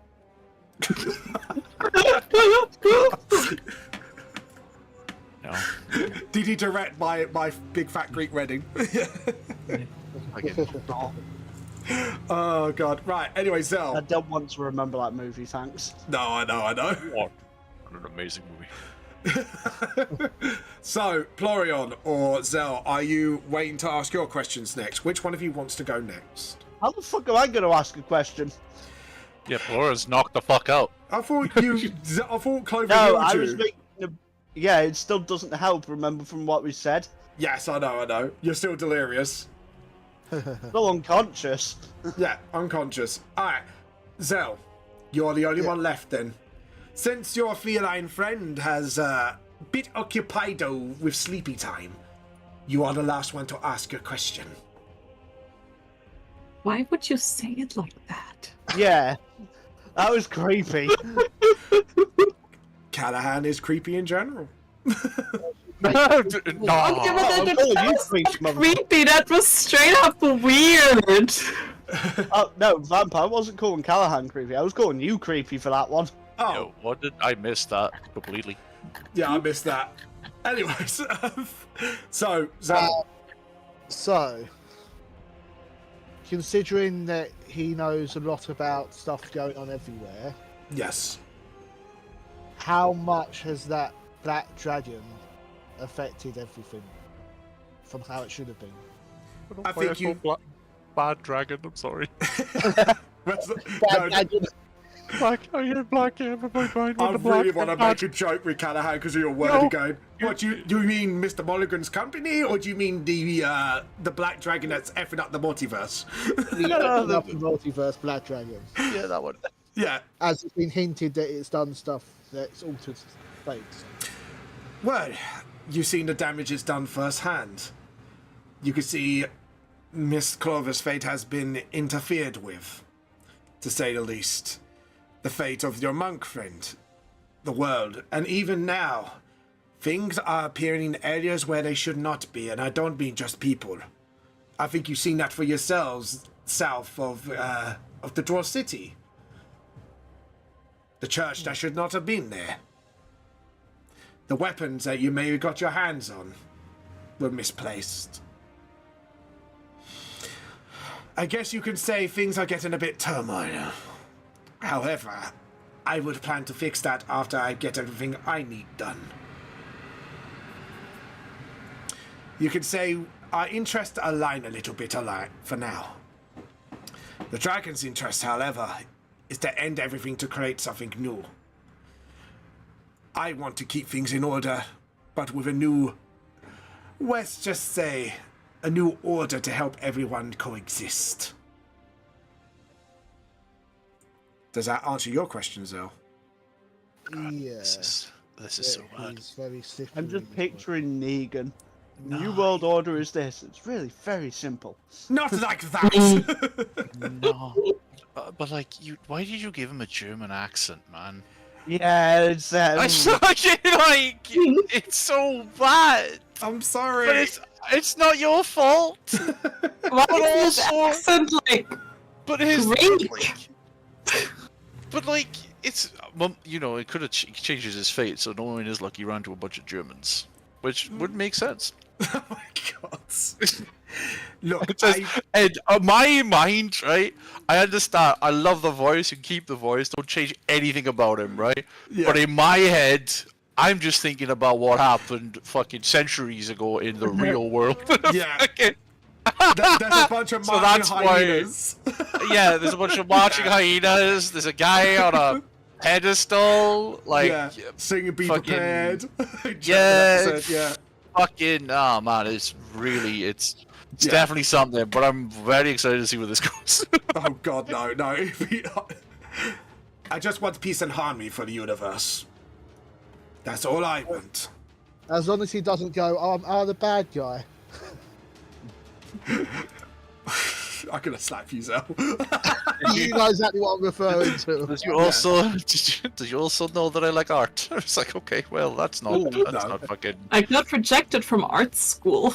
Yeah. I didn't want to say it. I didn't want to say it. Fucking all right. I never had much interest in the arts, to be honest. Are we even allowed to make those jokes? No, we're Probably not. not. That's why I'm kind of using Lion King references instead. Yeah. Hang on, you literally can't in Germany. Yeah. Yeah. No. Fucking- But Anyway, anyways, I'm definitely not Austrian. I was about to say, yeah. yeah. As we get back to the point. Sorry. I can't get out of my head thanks to you a lot now. So the only 3 people that are actually up and alive have asked their 3 questions. Yes. Well, I guess it's time to take your, see what lies ahead, Miss Clover. He kind of puts his hand across, puts one hand towards where you came from, and another hand lifted upwards to break the barrier that your enemy has done, but creates another barrier behind you to give you more time. With his psychic might, you see firsthand, maybe just a glimpse of Callahan's power. And smiles at you, goes, and with that, I bid you adieu. He clicks his fingers, ripping open a portal with his own psychic might, slipping into the fabric of reality as it closes. And you see your sword. What's up? What kind of Greek does that? An extremely powerful one. Yeah, fucking hell. Crazy. Clover, the rock starts to form a hilt of a sword, similar to yours. What? What do you do? What's forming a sword? So you see, like, the rock wall that's blocking you forming a hilt of a sword, like a key almost. Well, I'm the only one will. that heard what Storm said then. Yeah, Yes. I kind of ignored that. Because it's breaking me right now. It's breaking me, it was just so quick. It was just, you're just Sorry, on God. fire today, aren't you? Yeah, fucking. My body hurts, man. It's crazy. Clover will kind of like take the hilt and put it there. You put the sword, the hilt into the bedrock. The rock starts dissipating away, almost like it was never there to begin with, leaving an opening. I will take you to the map of the Forgotten Temple. I'm sorry. There's so many innuendos in that. That was fucking. myself. We already know you want to put an innuendo in. Oh god. No, Oh, I put my God. hilt to the fucking rock apparently and it opened up. That's crazy. Oh wow, what a nice map. As you look in, it's a different scenery. It's almost like daylight comes in, even though there shouldn't be really any daylight at all.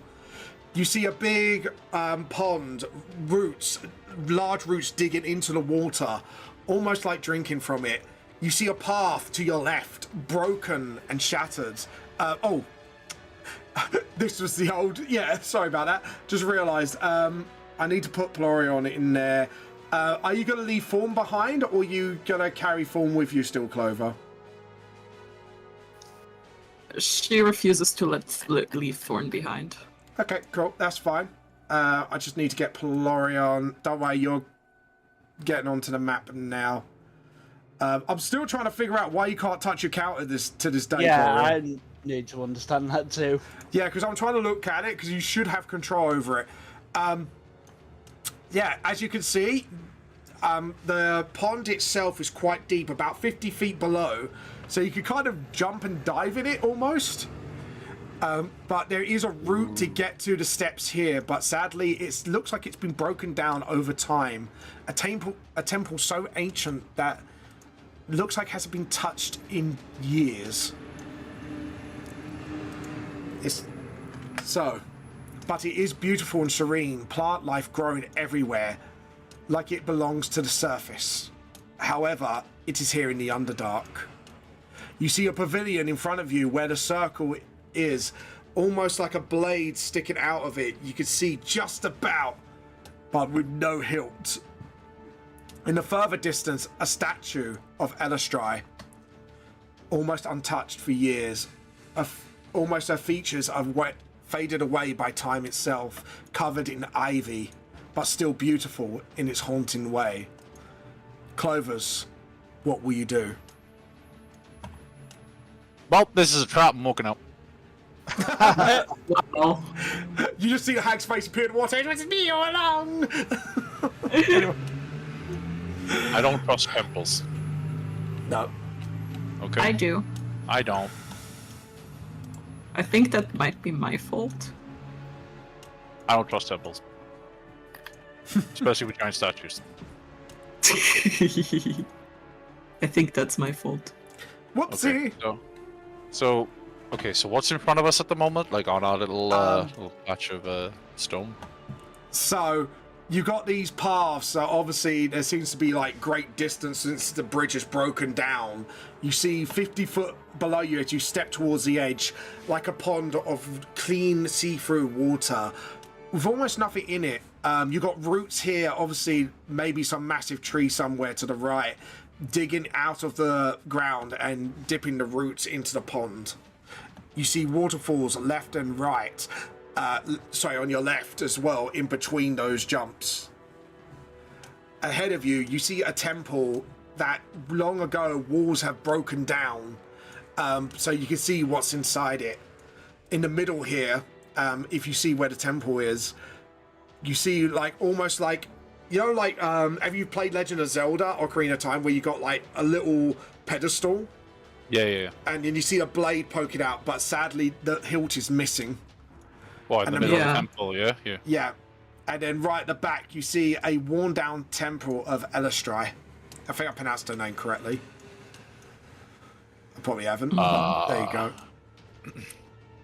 I probably haven't.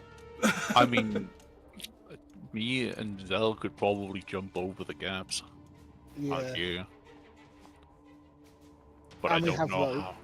Yeah, so I don't really know. Yeah, but we also have 2 knocked out people. I mean, we can take a short rest. You can.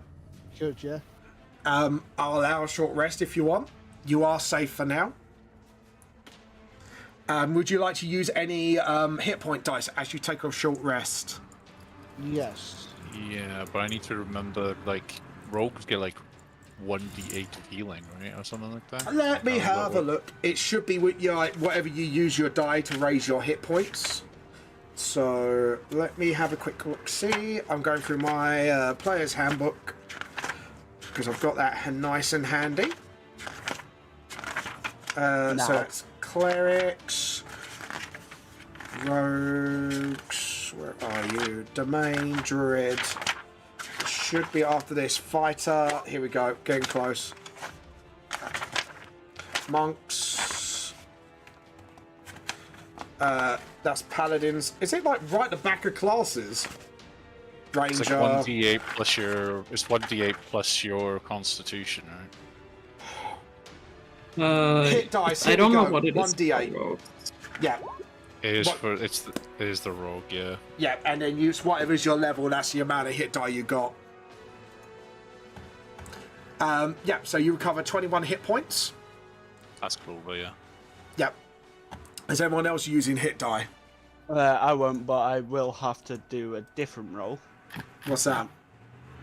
Well, because she's got to wake up Oh, yeah. from the issues, it's going to be a wisdom saving throw.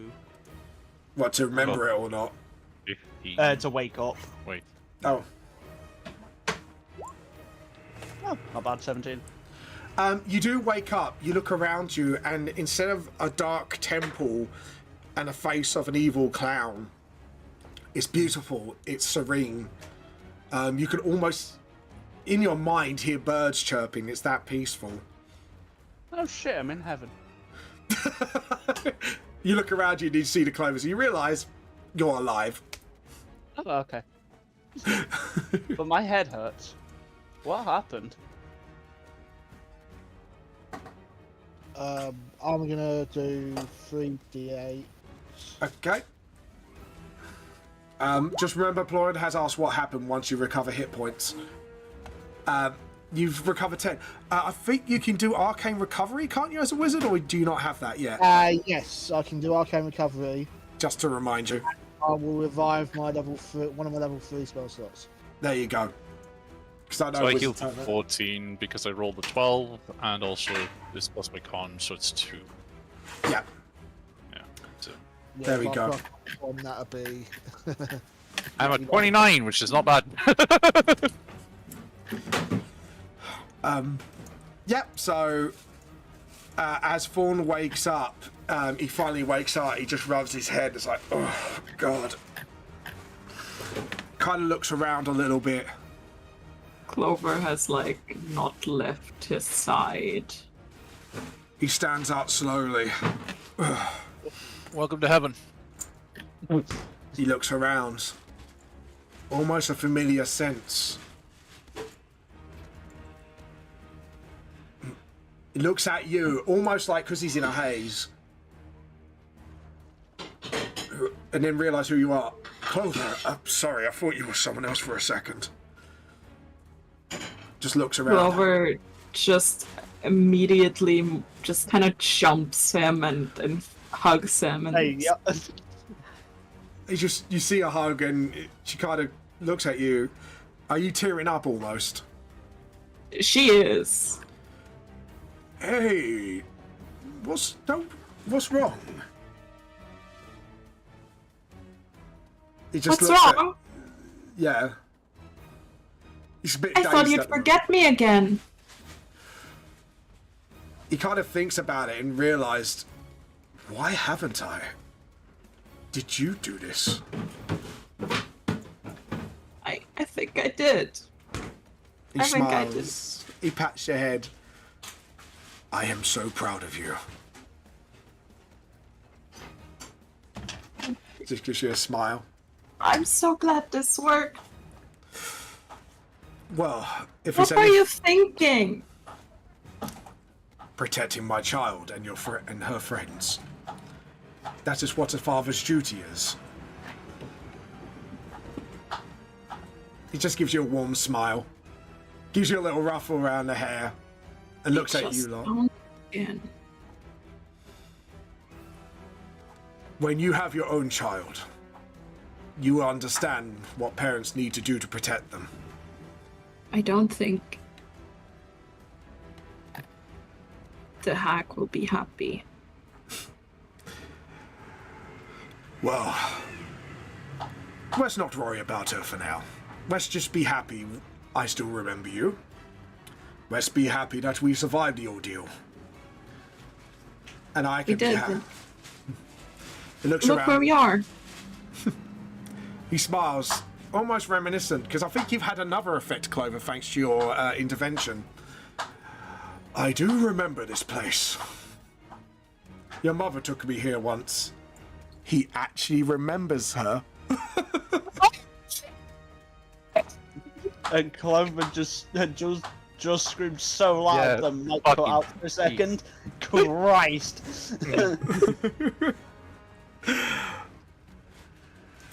Yes. I'm sorry. No, don't apologize. It's perfectly fine. Yeah, it was just I wasn't expecting the peak. Yeah. I was effective. Yeah. I think that was a very happy squeal. He looks at you all. I do remember everything. That happened up to the point don't. where I had to do what I had to do. Looks at Ploriel.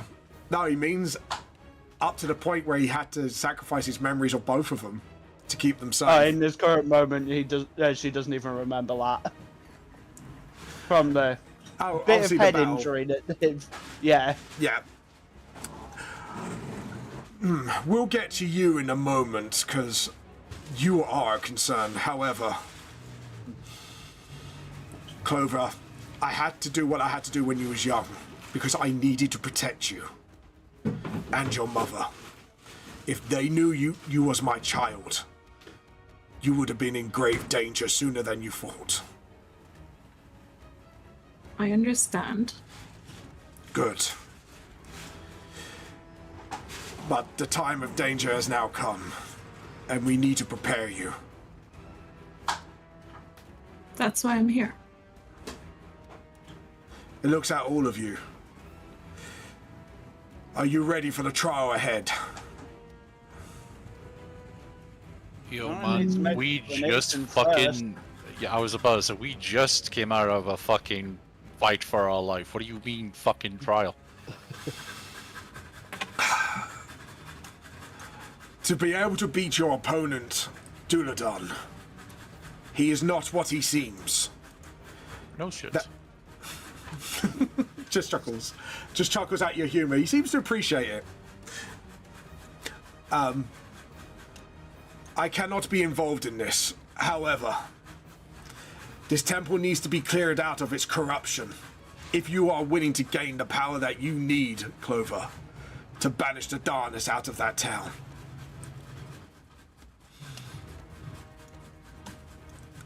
Sadly, Gondadar has taken its hold here, even though this place is still beautiful.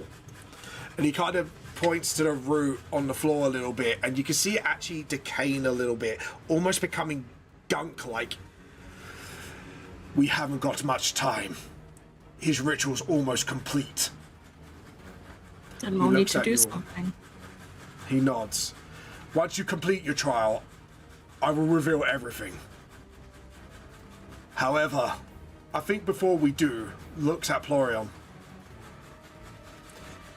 I think you need to come clean of what happened with you. What happened? I don't remember anything. I remember going into the temple and then waking up. I think it's time for you to confront Plorion on what happened with her. You attacked us. Something happened. It's almost like you left your body. Explain? I don't quite understand. Guys, do you want to point to your nose? No. Kairos will just stand there and just watch. Because he's got something in mind. Stop staring at my ass. There's nothing there. Oh! Well, there's a tail, but you know. I don't think he means that. But No, I know, but I had to turn it around somehow. there is nothing to twerk with. I'm sorry, Plorion, you've lost your cheeks. Kairos, are you going to make an insight check on Plorion, see if Plorion's telling the truth?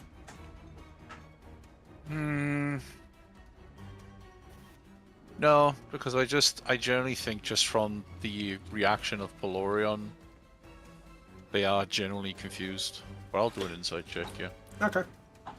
Plorion, could you make me in secret a deception or persuasion check and let me know in message what it is? Yep. That's a neat. I think we're inside that. Yeah, you can if you want. Zell, you can do it if you wish as well. Right, what did you say I needed to roll? Deception or persuasion, let me know what it is and what the roll is. Just DM me it. Yeah. I'm going to right now. If I can find your damn name on my thing. I messaged too many people. I was going to say, like, we only talked last night. Yeah, and I've had like 50 messages in the last 10 minutes. Which one it is as well, please. Just put P or D on DMs, just so I know which one. Okay, cool. Yeah, you like the D, don't you? You wished. Anyways. No, you just prefer Jason Barmow. From fuck's sake. From what you can tell, Plorion's definitely telling the truth. Right. So.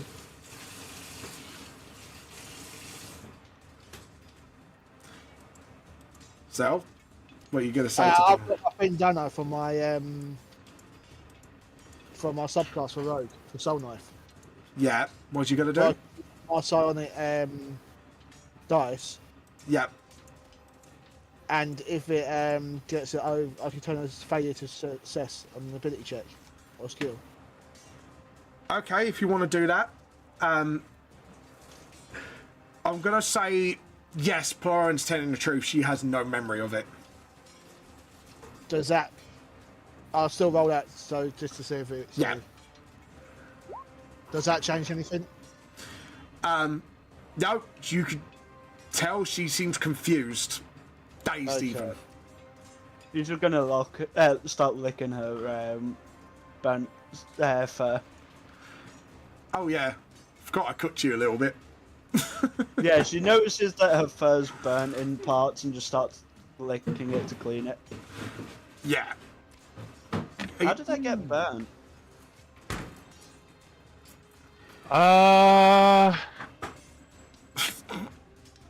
You see, when you go near fire. I'm aware of fire, Okay. dick. Okay. Well- No, just fine. I don't remember going near any. Oh You don't no. remember a lot, Yeah. do you? Yeah, I was gonna say I don't remember anything right now. I think you and I need to chat with someone that I know at some point. You Ew. don't. Ooh. You. We'll Well, see. you'll see. Oh, Good. okay. So, Clovis, as you took your short rest, Thorn stays at the entrance and waits for your return. He nods at Clover. You've got this. She What do you do? She. nods at him determinedly and maybe gives him not a final hug, but a little hug before turning to hopefully make her way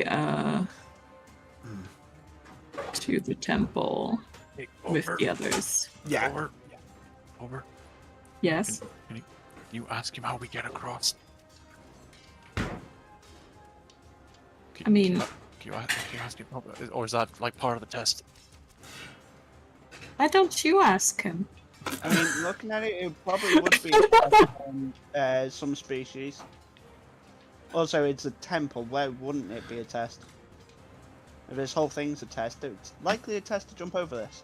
Well, technically speaking, how the fuck are we gonna jump over that? Apart from you. I have something that can help us very easily. She's Alright. gonna pull out a mace and just whip it to the other side. So you stand to the edge here, yeah? Where's here? Sorry. Like here, I'm guessing, the edge of the Yes. steps. You very cautiously step towards the step. As you land to near the edge, it crumbles and you put your foot back a little bit. You can definitely tell it's in a dilapidated state. Where are you going to anchor your mace, by the way? Because there's like a huge Best I boulder. can in that area. Yeah, so because there's like a big boulder there. Could you make an attack roll against I the like boulder? that boulder. please? That's a nice boulder. Fuck's sake. Well, fuck. 13. It's not that hard to hit. You hit it. It's literally a huge boulder. There's no way you're going to miss it. Before she starts to crawl over, she's gonna pass the art You of got to flight do your fall on damage to another see how fish. well entrenched it is, though. I will, but I'm just saying, before she does start to climb over it, she's gonna pass the art of flight to put on. Yeah, puts on your shoulder. What? 13. Yeah, it kind of buries itself in. You tug it. It seems stable. One at a time, walk over. Ah! I beg your fucking pardon? Hey, Clover and Zell did this over lava. If you're too much of a pansy to do it, I'll carry you. It was more of the fact that I could have shot an arrow over to the temple with rope and made like a zip line. You could try. Not necessarily gonna work. Okay, well, I'll do your job then. So who's How going about the rogues go last? Bless you. Which one of you's going to go first? Kara said bless you, Rach. Everyone heard you sneeze. Let's get my net one out the way, shall we? Let's get Clover out the way because there's a 50-foot drop and she can turn to a bird. Are you going to use athletics or acrobatics? Clover will use acrobatics. Okay. Is it just a regular check? Yeah, just a straight acrobatics check. 15! Nice. You start. Fails. Yeah, she falls down. Wah! No, you start sort of using your momentum of your body to kind of go like a monkey bar swing across the rope. And as you do that, you had a little bit of a turmoil moment because even though it looks like it, the boulder tilts a little, but adjusts to your weight, and you're like, oh shit! You managed to get to the other side, luckily without too much incident. But obviously, how the rock is you see where the base is indented. It is starting to crumble a little bit. It looks like the stone might be sturdy just about enough, but for how many trips, you don't know. So, Clover, would you like to move your counter onto the boulder? Yeah, can Clover hear me out? Pushes the boulder and Flora goes down with it. No, she's not holding on Oh, to the rope. I was just being funny. Can Clover use mold earth to somehow make it more stable? Ooh, nice. And this is a cantrip. Yes. Okay, so how would you like to mold it? Is it sort of like the boulder be more against the rock or just around the mace to make it a bit more sturdy? Just kind of... It's probably not like the whole boulder could fall down, right? Yeah. So she's kind of gonna like move the stone almost like around the mace a little bit. Yeah, so you kind of look at where the cracks are around, well, obviously, because a chunk of it could fall off. You kind of mend, like, the cracks first, and then you, like you using your hands, like playing with clay, is move, obviously, the front of the stone around the mace, so it's got, like, a lot more of a strength to it. So, yeah. And you think, yeah, that should do it. That gives me no fucking confidence at all. Yeah, that doesn't sound very Well, you're confident there. Sal, you're next. Real quick, whilst it's going on, Polarian's just going to yeet over. Oh, you're not going to let everyone else through yet? She's going to go and hold... Well, no, she's putting the handle into the earth, if she can. Okay, so could you make me a straight up athletics check to bury a handle into the ground? Oh no. 18. Luckily for you, what's your intelligence modifier, by the way? Just to see if you've My got any common sense. intelligence is +2. Okay, so you're not dumb. Okay, fair enough. You What kind do you of mean? That's way above average. That's a little above average. Wouldn't know that. As you find like almost like a crevice between the cracks where it's a bit stable, where it's a bit more solid, you kind of shut up. Go touch grass. There's grass around you. You shove like the handle of your weapon into the rock itself, and you kind of push it down a little bit, and then you kind of kick it to make sure it doesn't like fall out. Luckily, it stays for now.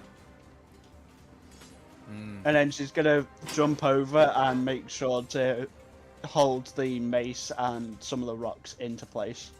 Okay. Could you make me... If you're not gonna like go across your weapon, you're jumping straight up, yeah? No, I'm going to just jump. Okay, could you make me either acrobatics, depending how you're doing this, or athletics? So this is either a roll run. 23. Okay. Yeah, you kind of run back a little bit, you bolt forward, and you jump. You think you're not about to be able to make it, but luckily you kind of grab the side of the rock and you kind of claw down, which makes this horrible screeching sound next to Clover. But you manage to climb up with your feline reflexes. And then she's going to hold the mace head and the rocks in as Yeah. best she can. Okay, so I'm going to put you like at the edge here, so you kind of hold it down. Who's next? That'd be me. Are you gonna use the trip line, or are you gonna? First, before using that, I'm going to look around for any small stones. There's definitely lots of pebbles or like tiles on the floor that have been chipped away. You can use anything like that. And then I'm going to throw it like there, in case there's an invisible path. Okay. Make me. Are you just going to move here quickly? I'm guessing. Yeah. Yeah. And then Okay. just throw it down if there's an invisible path. Make me athletics check. Oh. 14. You throw it round about here. You think it's about to land on something, but it doesn't. It kind of just falls in and just blook into the water. So we aren't Indiana Jones in this thing. No. But, may I say, good instincts. Well, it makes sense. If you've got a damaged bit there, you'd Yeah. have another path that. Yeah, like a leap of faith. I get what you were trying to do. Yeah. Yeah. Okay, so before Zell does her thing, can Kairos looking what Zell did, can he like put his hand like just in front of us to feel anything? As you put your hands in front, like almost like Florian and Clover watching this, like you're almost like miming, and then yeah, there's nothing really like you put your hands. It's like solid. It's just you put your hands and it's just nothing there. Well, it was a good shout, Zell. Off you go. Yeah. Good try. Yeah. I'll head over the mace. Yeah. Okay. Are you going to acrobatics this, or are you going to athletics I this? am going to acrobatics this. Okay. Do me an acrobatics, please. Woo. Again, you do the same as Clover, but this time with rogues being rogues, you kind of hug onto the line and you kind of shimmy across, like almost like a military training style as you climb up the rope, but you're doing like across the sort of mace. You keep going, and you don't actually feel a bow this time, luckily, but managed to get to the other side without incident. I'm going to die. I could let go so easily when Kairos walks over. Yeah. I won't, but I could. It's okay, I'll shoot you again. Yeah. Like, you get your revenge, pot shotting. Okay, I guess this is your turn, your choice. Yeah, Kairos will go across the line. Okay, acrobatics or athletics, please. Acrobatics. You kind I of love do the how we same can hear Pip thing. in the back. You do the same thing like- as Zell. Obviously, you being both roguey in nature, you kind of like shimmy across with your legs and your hands wrapped around the weapon, and you come across. It starts to bow a little bit as the handle tilts. You have a bit of a moment. Luckily, it holds because of luckily your athletics check just about did what it needed to. As you get to the other side, Florian, are you going to leave your weapon there, or are you going to try and summon it back? She's gonna pull the mace out of the rock and then just yank it as hard as she can to her. It kind of whips back like rubber bands into sort of like back into a normal mace. Thank God for this elasticity that I made it have. Right, I guess you are in the middle of the path. As you all jump off the boulder one by one, you see the rock crumbling beneath your feet, and that was the boulder. And as it rocks a little bit as you jump off, as Florian is the last one and kind of back kicks to kind of do a little leap, you just see the boulder fall. Rover Oh. would have buried the mace. Oh, right, fair enough. Yeah, we say you do that, Florian pulls out and all that stuff. That sounded so wrong. Hey, whatever she's into, man. To pull out, it's a she. I mean, she can do whatever the fuck she wants, dude. Fucking. I love how my joke was just left there. I'm just not gonna say that one again. Yeah, I kind of realised the way that went, and I just stopped myself. I was like, yeah, I know where this is going. I was sure she wasn't a bard in the previous life. I don't think so. Anyways, as Plurian kind of kicks off the last bit, the boulder just falls into the water and makes a huge splash That's out a of the shame, that was a water. nice boulder. That was a nice boulder. The path is still there, but you see the indent where the boulder fell onto the path. It looks a bit more rickety than before. As the water splashes high enough to hit Pelorion's and Kairos' face, you get Wet. 11 and 10 points of healing from the water. Huh? Fucking. Yeah. It seems like the water heals a little bit. Yo, can we just jump in there and then get out? I know, right? Yeah, strong. I think I remember a bit more of the fight. Why did you shoot me? Anyway. Yeah. I'm surprised you said blow up the nose. Points the question. I Yeah. mean, in any case, you did almost kill me, so it is a justified shooting. I don't remember anything. Oh, but you remember me shooting you. I'm remembering bits. It's coming back. It's hazy. Okay. Well, wait for it to all come you back, guys and then still you can haven't question me. explained anything Okay. about what happened. Your body wasn't your own, so we had to take you down after the whole clown fight. You went on Can a you give me a- rampage. Bit more detail on how my body wasn't my body. I don't know. It's got something to do with your soul. Anyway, we're gonna talk about that when we meet my Oh. guy. Yeah. I know now. Okay, great. Well, we're gonna talk about it when we meet my guy. I'm not gonna forget. Is his name Dude? No, it's Hades. Mr. And Hades. someone got the reference. I heard this stinger from someone then. Someone got the reference. I got it. I didn't think I got the reference. I just thought it sounded funny. Oh. You hear a voice in your head, Kai's got Mr. Hades. You forgot he's from Malaeething. I honestly, I like you're in my head. Get on my head. Who are Size. you talking to? Yeah, you got enough people in your head already, haven't you? I've had two in my head and one in my body. Like, Hey, yo! Oh my! yeah, you get it out. No. Get your man out of girl. Anyways, you have a next gap before you, a waterfall to your left.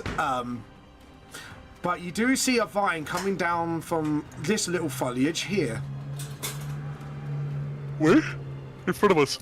Like where the foliage is. Oh, yeah, here. I see it now, You yeah. see like Yeah, a yeah. vine sort of almost half dropping down, and the end of it like hanging in a tangled web of other vines.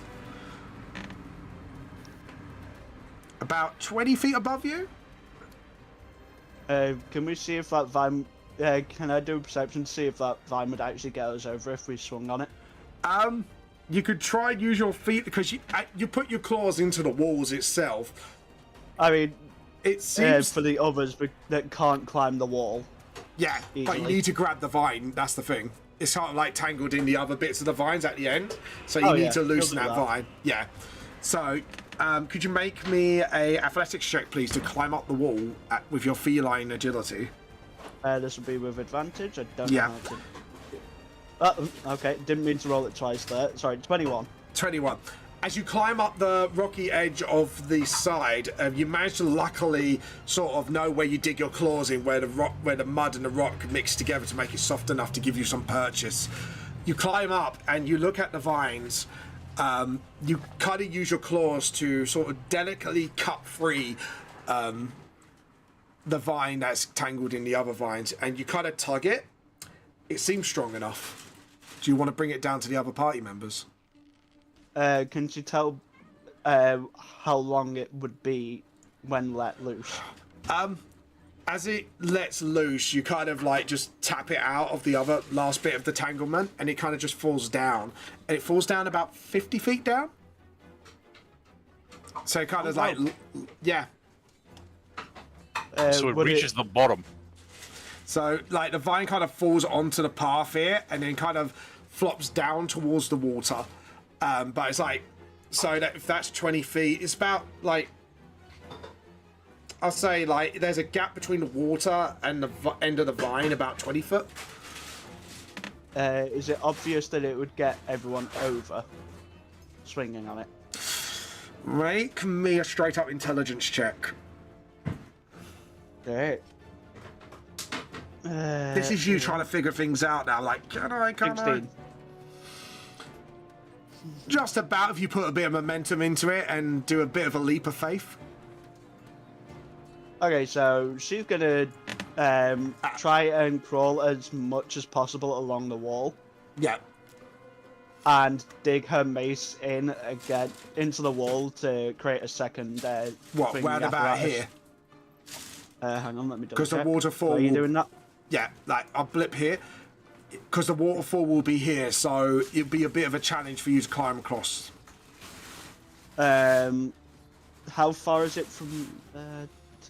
About, if we're going round, because you're kind of curving round, about 15 feet. Because it's kind of like a curve roundwards. So I'm kind of working it How out from about that. the other side of the waterfall? From where you are, roughly about the same. Maybe a little, about 2 or 3 feet if she- difference. Crawls to the side of as close to the waterfall as you can. How far would it be then? 1, 2, 3. So about 15 you get here to the edge of where the water's like running and gushing down. Okay, she'll jump over to place the mace in a Right, bit of a more secure area to help. right. So you're kind of Prince of Persia. I want first a athletics check to climb across, and then an acrobatics check to sort of jump. Try to jump over the waterfall. This will be a high DC because you're trying to avoid rampant water. So athletics, that is 19, thanks to the advantage of catline stuff. Yeah, so you'll be fine when you get to here. The bigger challenge will be now jumping across the water without you getting swept into the waterfall and into the water. And the next one. Which one we're taking? Sal, I need help. As you jump across, the water hits your body and you're starting to fall. Zell?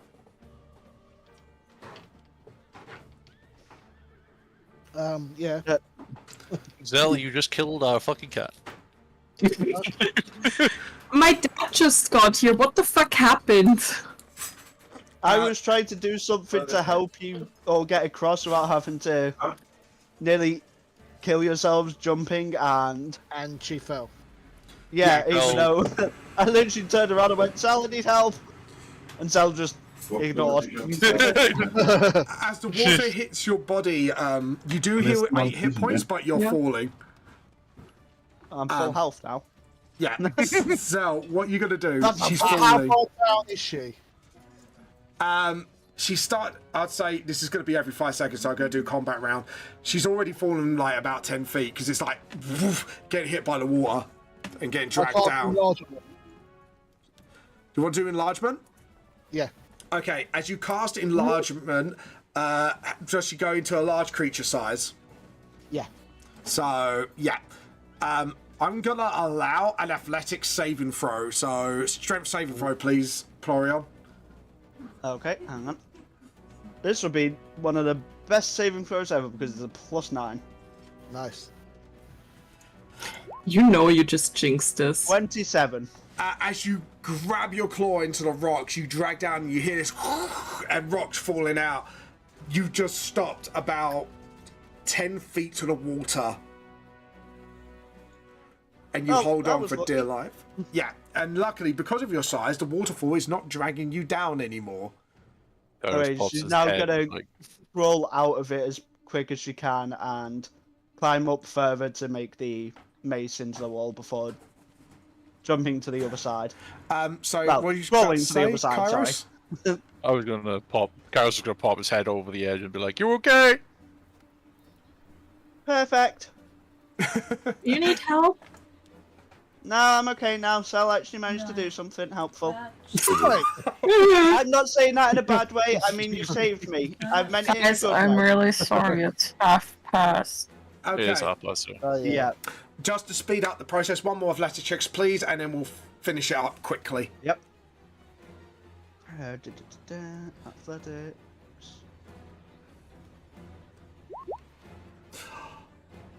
How the fuck? How did you both roll a nat 1? Do you have I'm inspiration? impressed. Do you have fucking I inspiration? do actually, yeah. I have like Do 7. it. I'm gonna re-roll one of those. Fucking re-roll one, please. Oh, Jesus. 17. Oh, fucking god, dude. Fucking Oh my god, that was Jesus That was Christ. terrifying. a random set of bad luck there. Oh my days. As you climb up, luckily there was a pair of glowing eyes almost waiting for you under the water. Something large, something huge. As you climb up to the water, the eyes sink back down. Only you saw this, Polarion. You get to the other side, luckily. You use your mace to sort of like, I'm just going to speed this up a bit, to let the other clovers across. Luckily, almost without incident. I'm just going to throw you guys onto the plateau here. Are you going to unconcentrate, or are you just going to keep it big? Could keep it chonky. Keep her chonky, it might come in useful. Okay. Oh yeah, giant freaking cat. Ow. Oh. As you look up the steps, you see the ruins of a temple before you. You see what you're about to enter may be the fight of your lives, or it may be something easy. You do not know. All you know is whatever lies ahead, you are ready. And that's where we're going to leave this session. We're going to raid Oh somebody my now. god. I'm unfortunately gonna have to leave already. No, that's fair enough. That's fine. We'll find somebody to raid while we do this.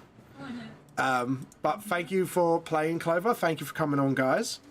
We'll find somebody to raid now, so I'm going to get my raid button ready. Decided to do my job before I leave. No, that's... Anyways, Go on. thanks so much for the session. Thank you, and thank you for Looking playing. forward to next time. Yes. Bye. Bye-bye. Bye-bye. So we're going to raid Chiefy Arts, because Chiefy is a fantastic artist, and why not? Anyways, guys, thank you all for watching. Clovis, thank you for all coming on to play today. I hope you enjoyed this session. That was a bit intense on certain parts, and some of it was... you were referring to Callahan as Scar. That was interesting. Yeah, it was very, yeah. Yeah, thank you all for watching, guys. And this is James with Vamp the Lost Soul, and this is the Four Leaf Clovers, and we will see you next week. And remember, we are here to steal Chiefy's tea. Again, we are here to steal Chiefy's tea. Coffee. No coffee.